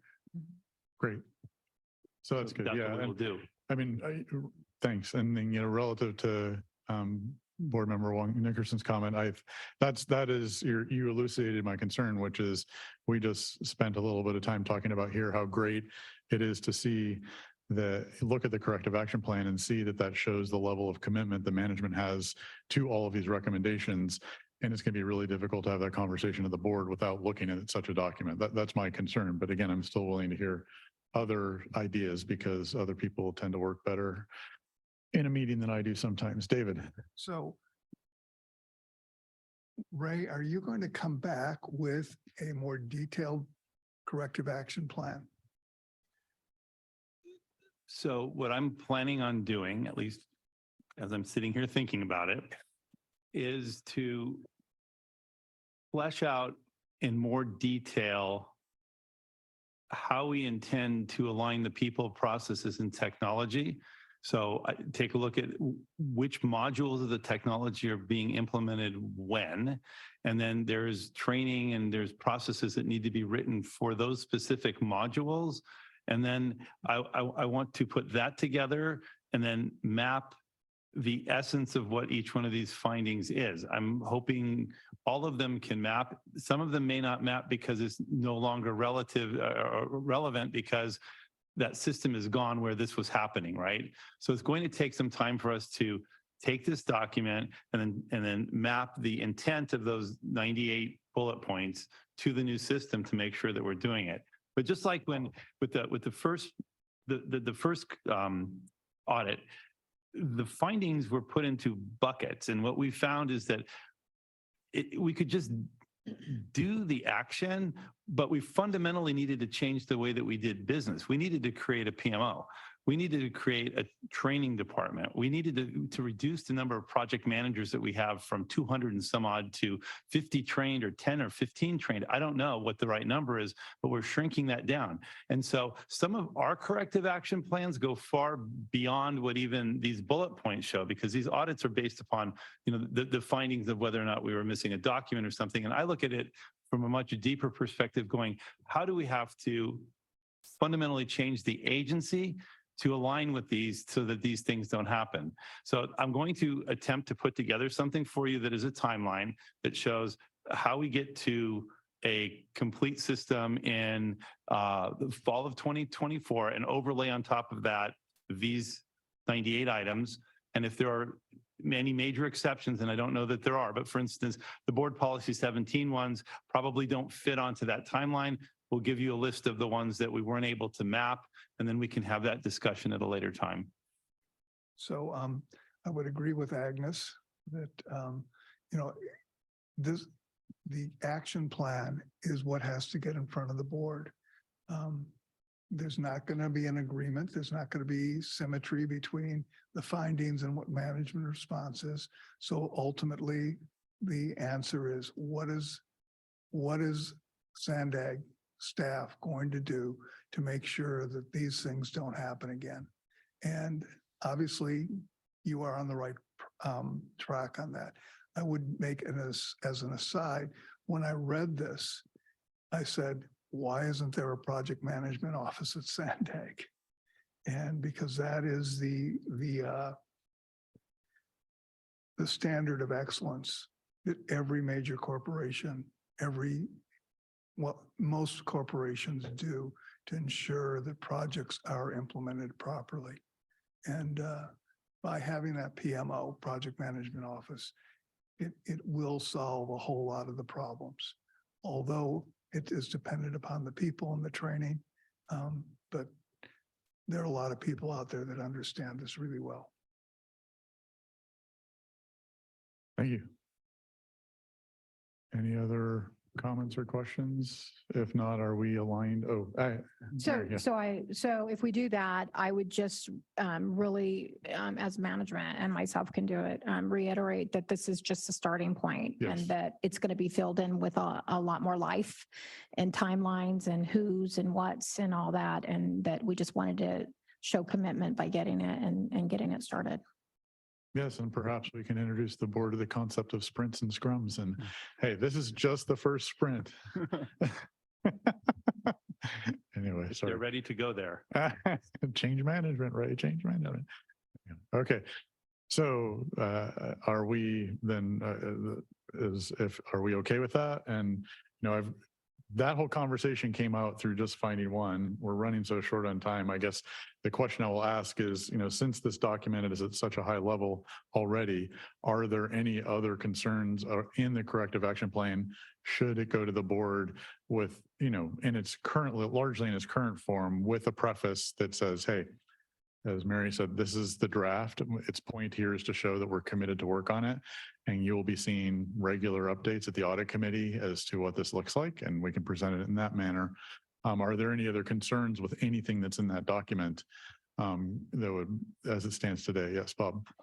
Nothing particular in the document itself. I just want to make sure I'm clear as to what we're saying here. So I think what I'm hearing is that the report is going to go to the board with the recommendations, with a clarification that the audit committee and management are working on continue to work on the action plan. But to be clear, the current direction I was pushing anyway or heading was to actually not just the report, but some version of this corrective action plan as it stands today would also be part of that presentation. Also be a part of it, with the clarification that this is a draft, that management and OPA are still working on that action plan, and those improvements, if you will be presented to them as they occur. Correct. Is that correct? Oh, yeah, it's certainly be coming back here regularly. And then we have some sort of cadence, which things go back to the board. It would just move to the board as well. Yes. Okay. Because I have one more question. I kind of want to direct this to Ray. Because there were recommendations in there that did, as you clearly pointed out, refer to board policies that has to go to the board.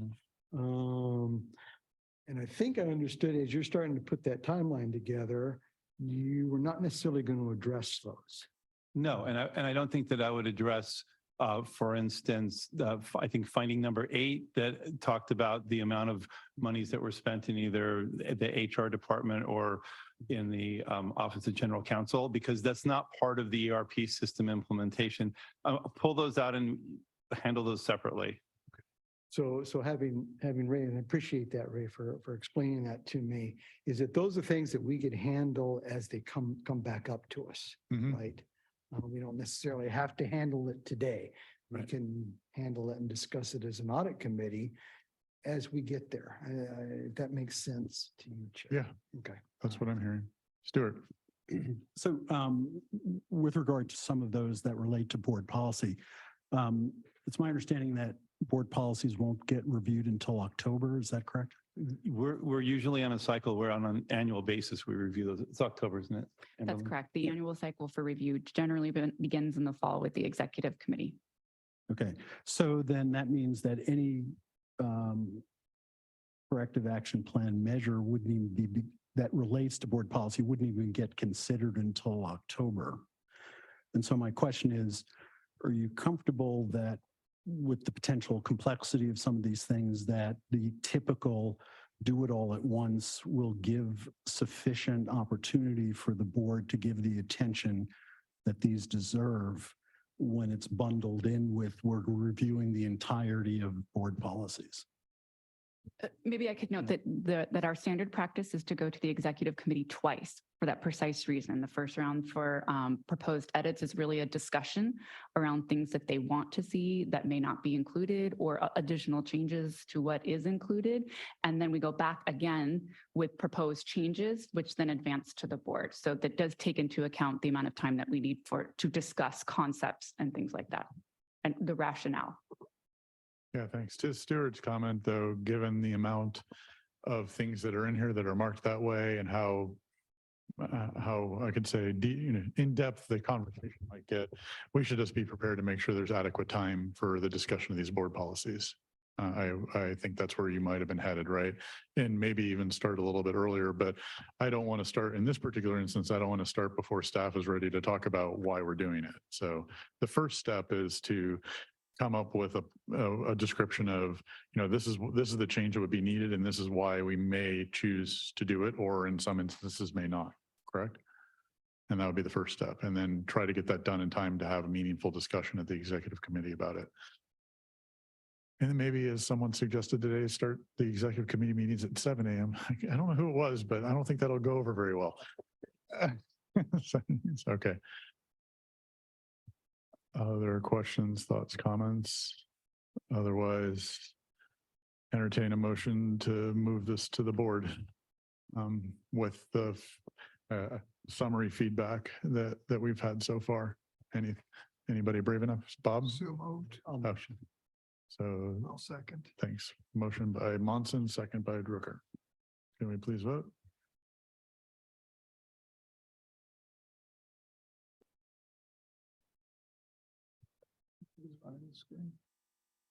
They're trying to get there.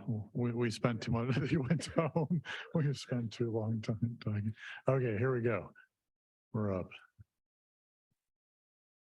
Oops. Did my device shut up? I love it. And that motion passes unanimously. And thanks again. Appreciate the very robust discussion of the committee. Thanks for extending your time to cover this. And with that, I think Ray will appreciate skipping his item, so we won't actually get to that one. We will just officially skip it. No. No, we'll skip that. Yes, and I will, since I pushed committee member comments to the end, I will take committee member comments if there are any to be had. Ms. Wong Nickerson. Sorry to add this. No worries. Okay, so I want to follow up on an item. I believe it was back in November that this committee talked about looking at new public audit committee member in terms of the term, because currently it's 2 years, and this committee unanimously agreed and recommended to extend it to 3 years. And also, along with that, some modification of the process. Yeah, so there are board policy 39 process changes out there, correct? And I believe that it went to the executive committee maybe in February, and they agree and they recommended to go to the board. So what happened to that? So again, specifically, we should be clear upon this so nobody is surprised or shocked about what's going on. But one, I want to assure you that I'm aware of the timeline. Actually, I've been communicating with staff, and I want to make sure that we do our due diligence, at least promote our case to get this before the board in time for it to be effective or be considered for the new committee members as your terms expire. So I just want to be clear, I know what the dates are, and I continue to raise that, and but it's up to the chair as to when things get agendized. But what actually happened at the executive committee meeting was agreement to take our recommendations and have a discussion about them as part of the overall board policy update process, which as you just heard is something that's slated for the fall. And so we could have some timeline issues here that I will, be talking to people about, but that's what was actually voted on and agreed to. It wasn't that it's going to the board. It wasn't necessarily immediately. It was saying, we agree that these policy changes should be looked at and we are going to tackle them as part of the overall process of taking all of the policy updates, our annual policy updates to the board. At that point in time, I was unfortunately ignorant, not knowing that that was an October date. I think, it's just, but it is a schedule issue that needs to be worked out, and I will stay on top of it. And that's what I can say. Yes, so, as you already mentioned, given the time sensitive, right? I mean, that all of us will, actually, our terms will expire, and I assume that there will be. In October, correct. Yeah, and I assume the recruitment will start earlier than October, Mhm. right? So I think it is important for the board to consider this recommendation because it will have impact on the next round with the public members. Understood, knowing that, again, I don't control the board agenda. I can only make recommendations, and knowing how the board works, I wouldn't be at all surprised if we win our case, if they choose just to extend your terms another 2 months as opposed to addressing this particular earlier, right? It's up to them how they manage this, and we can only make our case. Correct? Thanks. Yeah, I will. So if I could just add, I can't remember if I was physically present or listened into that meeting. It wasn't clear to me that the recommendation to move forward was conditioned on doing it as part of the package.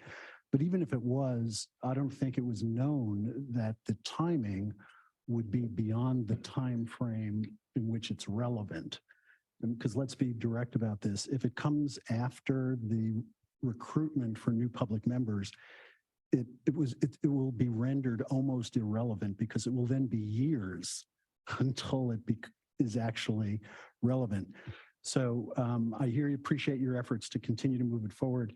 It's just not clear to me that the vote was sort of subject to it not being relevant for the upcoming recruitment.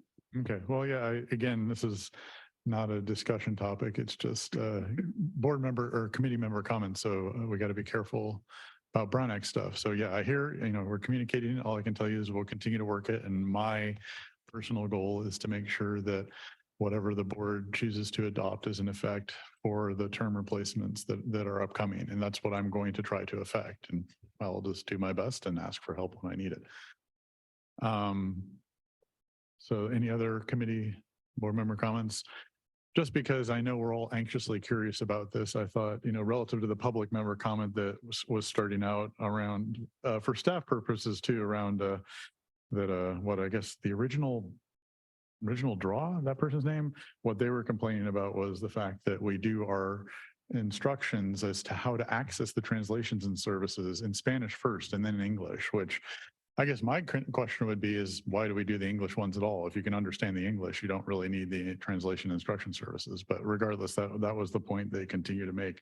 And I personally am happy with the way it is and fine continuing going forward. But that was what was coming up. And with that, our next, oh, sorry, did someone else have something? Okay, our next regularly, it doesn't actually list on here. Oh, yeah, the next regularly scheduled audit committee meeting is for Friday, June 9th, 12:30 p.m. Once again, I would like to thank everybody for spending extra time with us here today and helping work through this. Very constructive dialogue, and hopefully we'll continue to do good work and make things better. And we're adjourned.